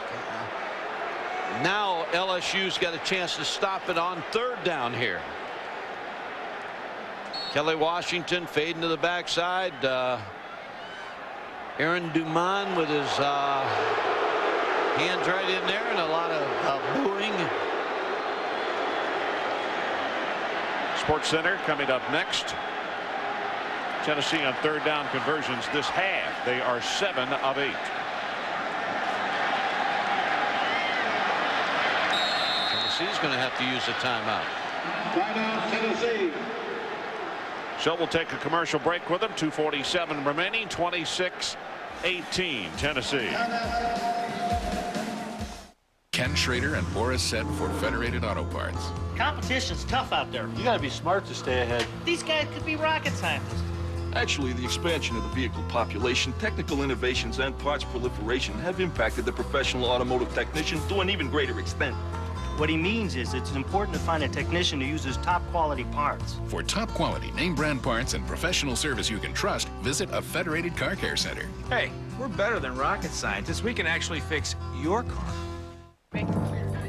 Driving is a big responsibility, one that deserves your full attention. But a distracted driver is a factor in 1 out of every 4 automobile collisions. Don't let food, friends, or a phone call endanger your life. Stay focused and stay alive. Learn to avoid driving's most dangerous distractions from this book. It's free from Shell. Count on Shell. Welcome back. Neyland Stadium, 26-18. Tennessee leads. And the Tigers trying to get a stop right here so they can get this man back out on the field in the offense. Can throw the ball right here again. That's where Clausen's looking for it. He's got it. Demond makes the tackle, but never you mind why. He just picked up a huge first down. It's good for 30 yards. And he's already broken a single-game receiving record tonight. Put 30 more yards on the total. Yeah, Ron, by formation, they had what they wanted. A one-on-one situation with Aaron Demond. And now Casey Clausen heads the ball to the sideline a little bit more outside, which allows Kelly Washington to make this catch. And Mike, just think, Kelly Washington by trade as a quarterback. Wait till he learns more about wide receiving. Without a doubt. That was a good call by Randy Sanders and Philip Fulmer to get the ball out on the outside and get the first down, and LSU uses their last time out. Well, 11 receptions, as you can see, 256, the new school record. And Rohan Davey looks on helplessly for the sideline. Yeah, he wanted one more shot in this football game. Well, now for tonight's monster play of the game. Kelly Washington, as we said, new record. Well, this one right here splits him and goes for 70 yards. And that's our monster play of the game. And you made a good point on that play, because Casey Clausen, there was a fine line of getting that ball in there up the seam between the corner and safety, and he hit it. Well, maybe just a little bit of a smile out of Philip Fulmer. He knows still got 2 minutes and 10 seconds to get off the clock. Coming up next on ESPN Sports Center, Carl Ravitch and John Anderson. And for extended post-game coverage from here in Knoxville, tune over to ESPN News immediately following this game. Well, it's Reggie Coleman to the left, getting up on crutches. Overstreet also going to require crutches to get into the locker room. Lavallee makes the tackle. As you look at Reggie Coleman, a huge ice pack on his right ankle. All the players they lost tonight, you don't know if they're going to play next week against Georgia or when they'll get back. This is a team that got beat up physically tonight. A lot easier to handle those injuries when you win, though. Yeah. When you go in the locker room, because of it, you get those and you lose. It's a double dose. You got to give Phil Fulmer and his staff a lot of credit for making adjustments as this game went on. Well, Travis Stevens hit at the line of scrimmage, and then they force him to break out of the pack, and they tackle him for a bigger loss. Damian James making the stop. And all coaches worry about injuries, because you see how hard those players work, and when they get hurt, it's rips your heart out. Big Reggie Coleman.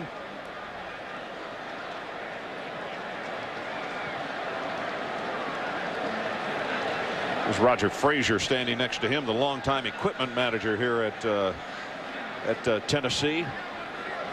Don't miss this guy's leadership if he can't get back next week. Yeah. Because he sets the tempo for that defense and this football team. And no excuses with a guy like this. He just he's there for you. And what happens is you start taking a guy like this for granted, because he's been doing it that way for so long. 41 seconds on the clock. Rohan's going to get one more shot.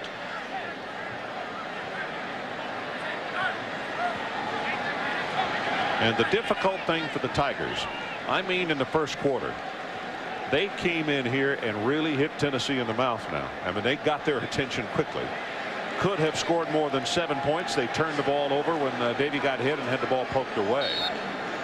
And then slowly but surely, as we have documented, the Tofield with his injury, certainly that one changed what they were trying to do. And this one also is going to go into the end zone. Tigers had a good plan when they came in here, but execution was limited in the second quarter and part of the third because they lost their big gun. And LeBrandon Tofield, let's say this about him. Oh, he came back in the ball game. He played hurt, and he's still playing hurt. He's still in there blocking. Well, this is Rohan Davey. How about this? A career high for Davey. 319 yards passing. Yeah, you got to like this LSU football team. Now, they got a lot of heart.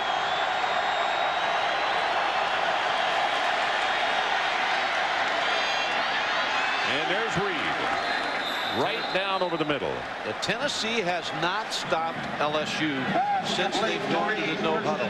21 yards on that play. Rohan Davies just picked out receivers. The only thing he's fighting now is a clock.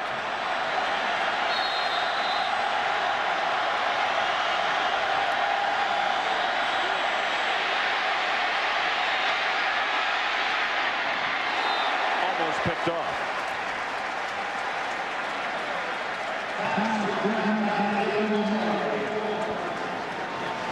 Well, Henderson back in the ball game, and he was the one applying pressure.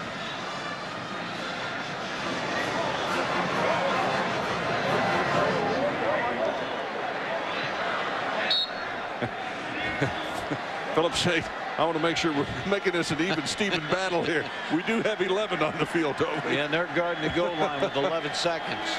They're deep.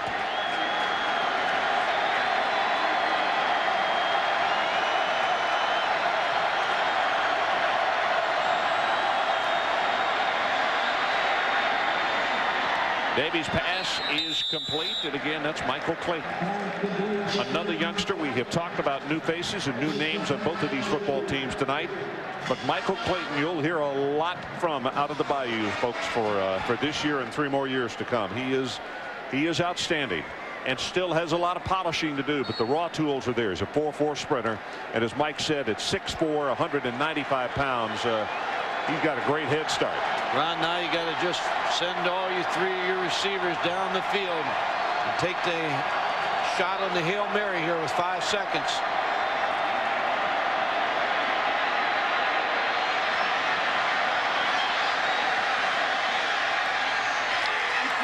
Tipped up, knocked down, incomplete.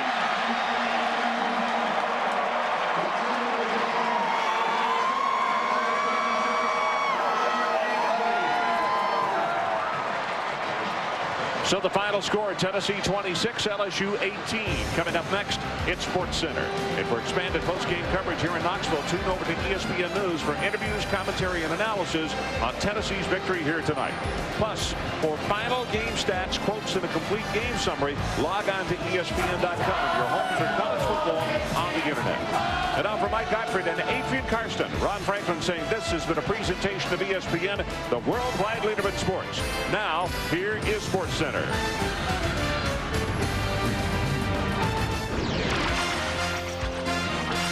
This is Sports Center. Barry Bonds just 2 big swings from 70. Hello again, Mike Gleason here as Friday Tailgate continues with Georgia Tech and Virginia from 1990. This matchup featured 2 undefeated schools. With more on the game, here's this vintage Sports Center report.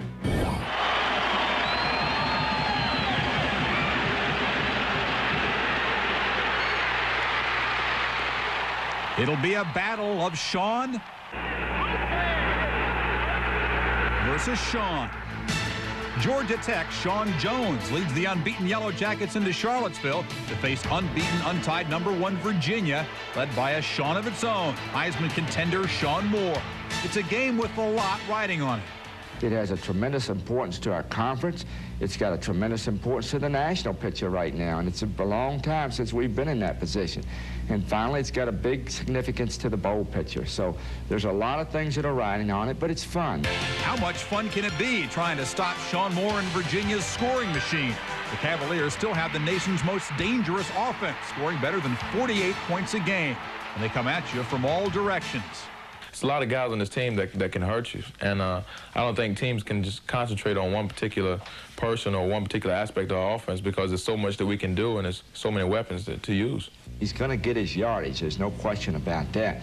Hopefully our speed can offset the big gains, and I think that's the key.